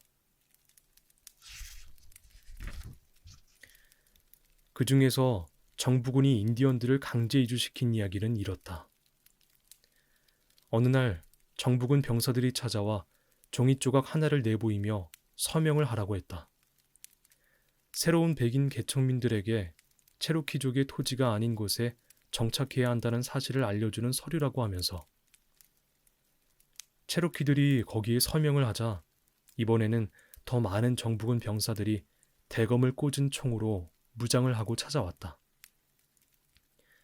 병사들 말로는 그 종이에 적힌 내용이 바뀌었다는 것이다. 이제 그 종이에는 체로키들이 자기들의 골짜기와 집과 산을 포기하겠다는 내용이 적혀 있었다. 체로키들은 저 멀리 해지는 곳으로 가야 했다. 그곳에 가면 체로키들이 살도록 정부에서 선초해준 땅. 하지만 백인들은 눈꼽만치도 관심을 보이지 않는 황량한 땅이 있었다. 병사들은 그 드넓은 골짜기를 총으로 빙 둘러쌌다. 밤이 되면 빙 돌아 피워놓은 모닥불이 총을 대신했다. 병사들은 체로키들을 그 원 속으로 밀어넣었다. 다른 산과 골짜기에 살고 있던 체로키들까지 끌려와 우리 속에 든 소돼지처럼 계속 그 원 안으로 밀어넣어졌다. 이런 상태로 꽤 많은 시간이 흘렀다. 이제 체로키들을 거의 다 잡아들였다고 생각한 그들은 마차와 노새를 가져와 체로키들에게 해가 지는 그곳까지 타고 가도 좋다고 했다.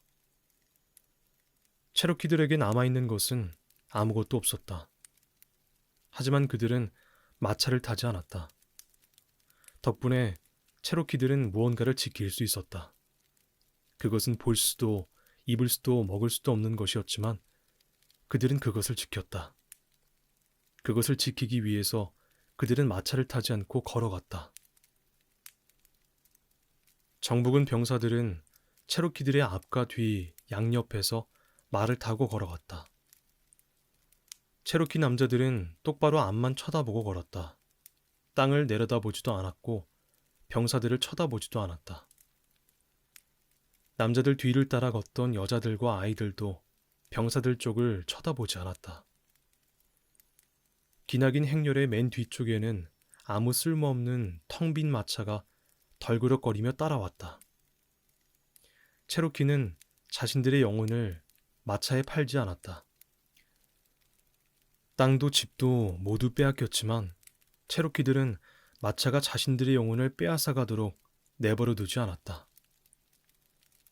백인들이 사는 마을을 지나갈 때면 백인들은 양옆으로 늘어서서 체로키들이 지나가는 모습을 지켜보곤 했다.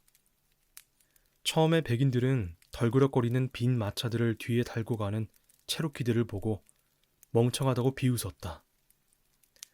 체로키들은 웃는 사람들 쪽으로 고개를 돌리지 않았다. 그 모습을 보고 백인들도 입을 다물었다.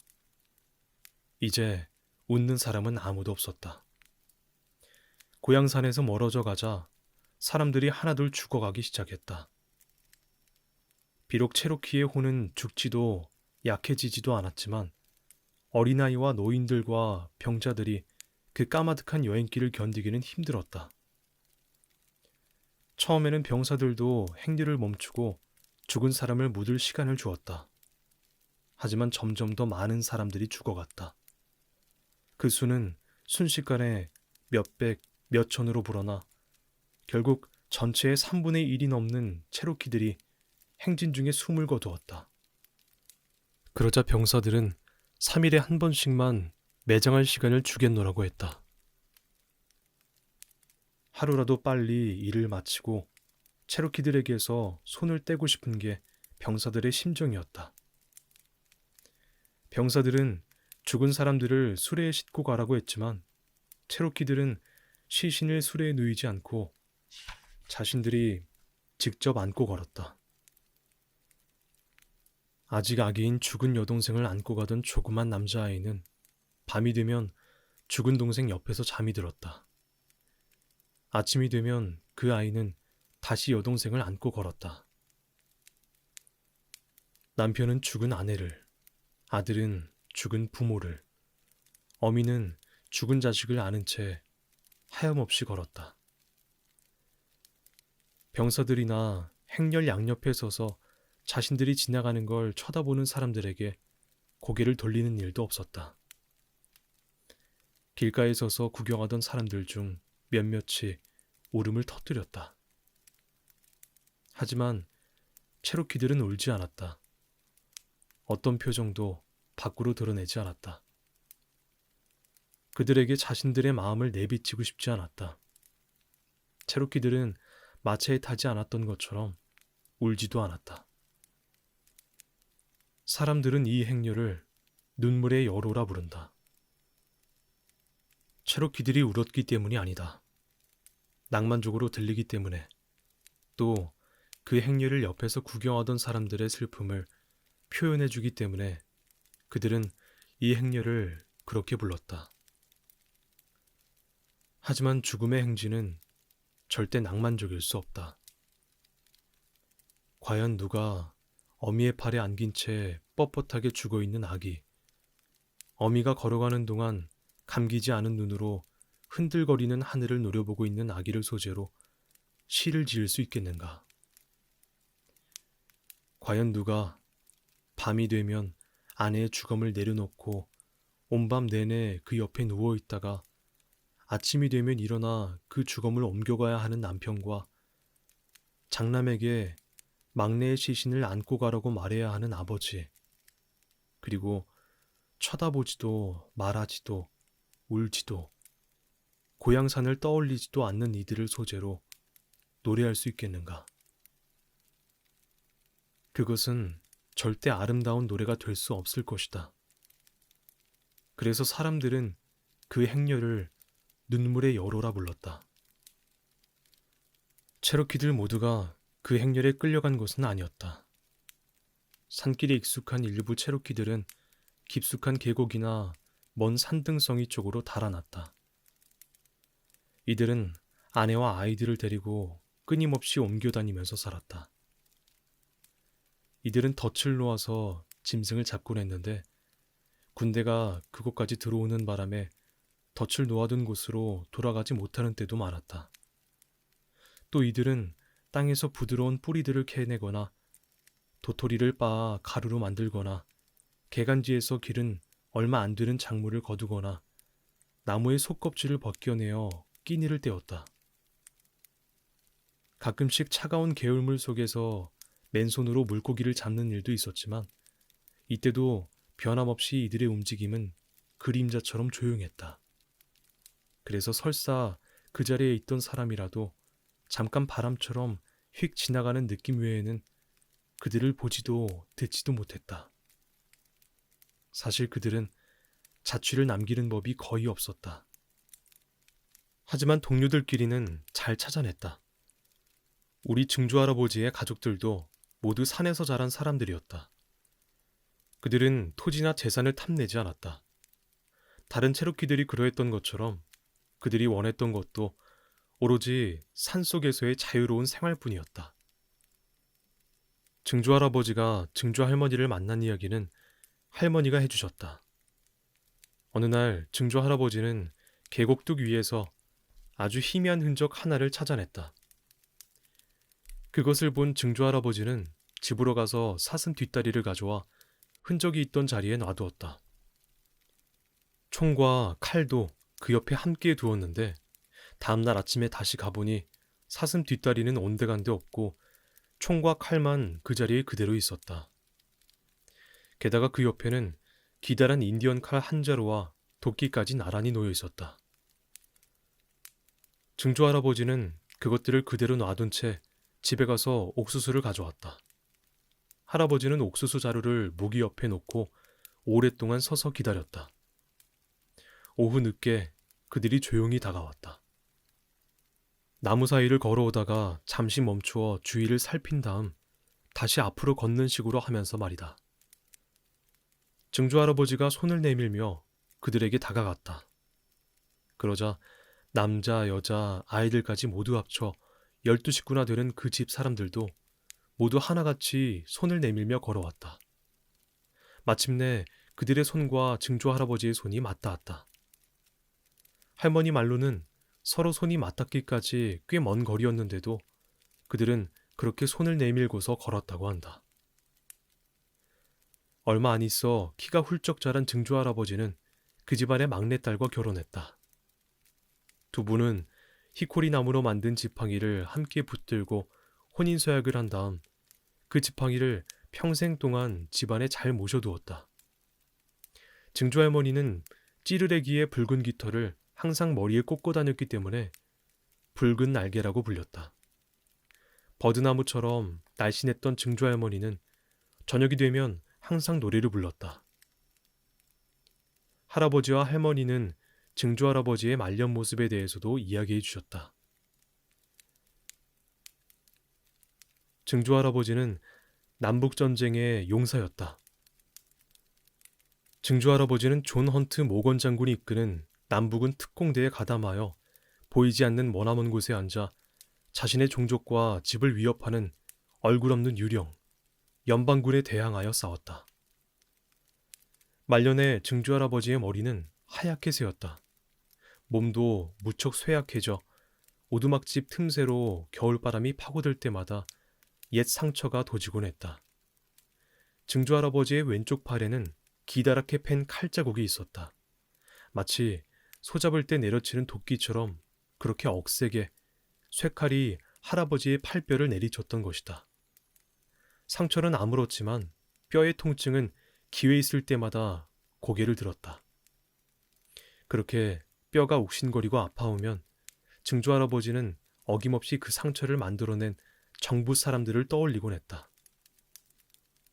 켄터키 전투에서의 그날 밤 소년병이 불에 달군 쇠꼬챙이를 상처에 대어 피를 멈추게 하는 동안 증조 할아버지는 반독이 넘는 물을 마셨다. 하지만 피가 멈추자 증조 할아버지는 다시 말 한 장에 올라탔다.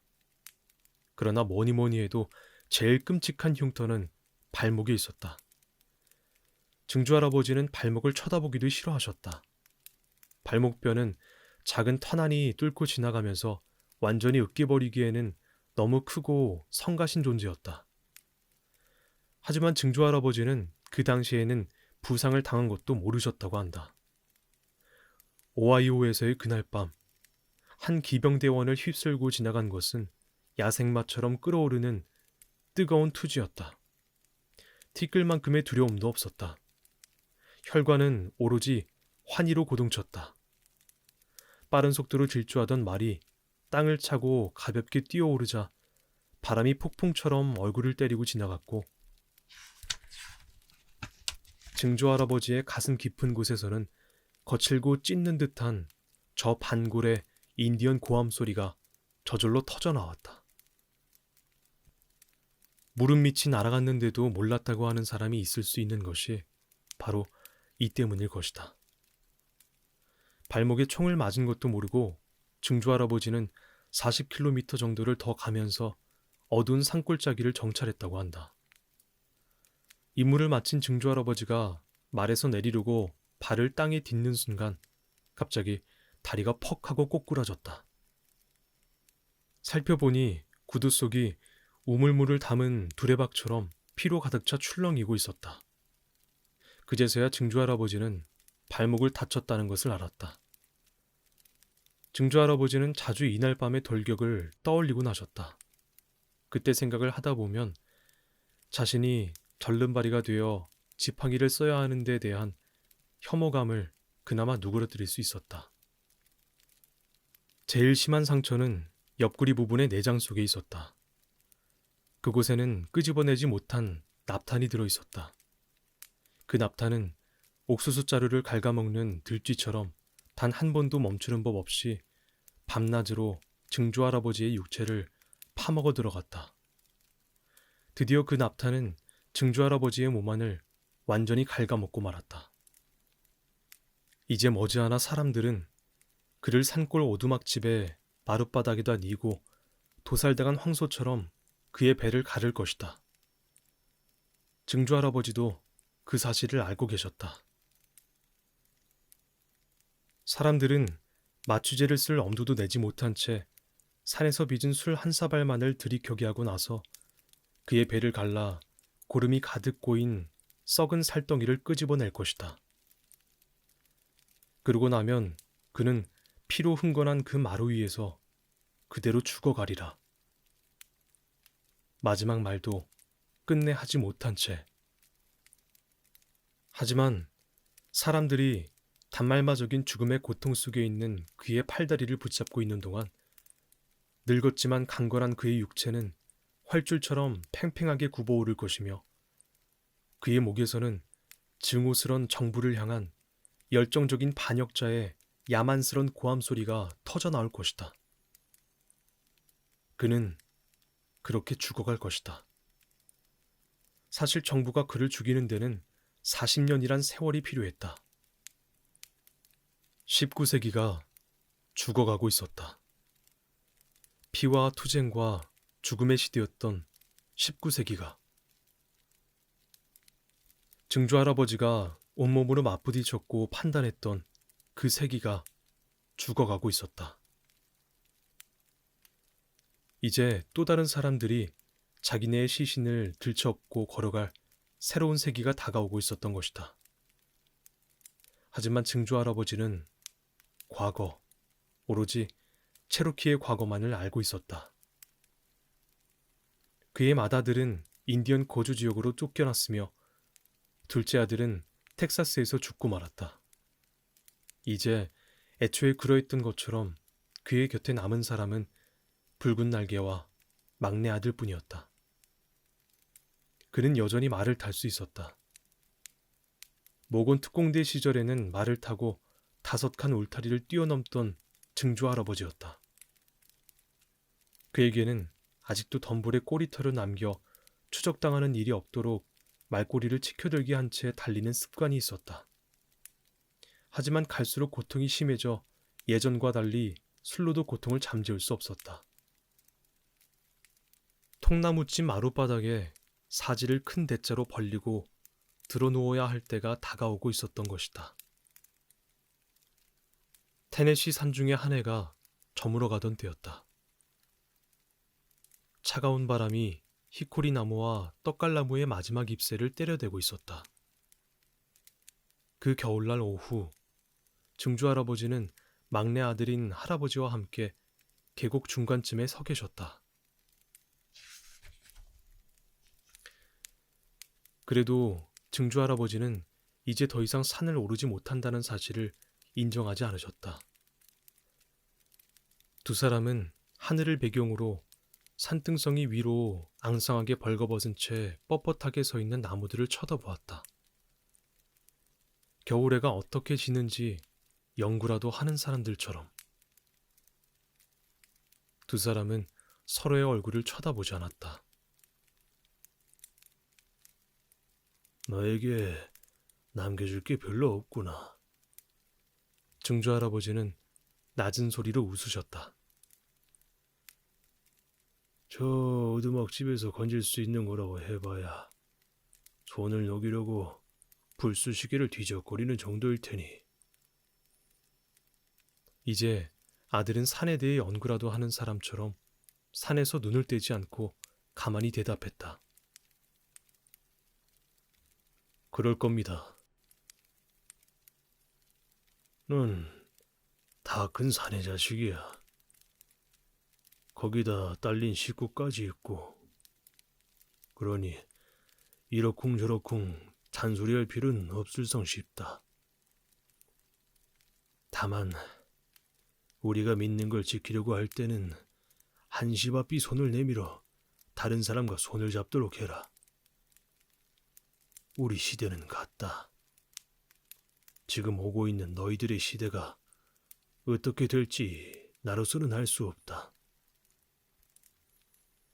그 시대를 어떻게 살아가야 하는지도 모르겠고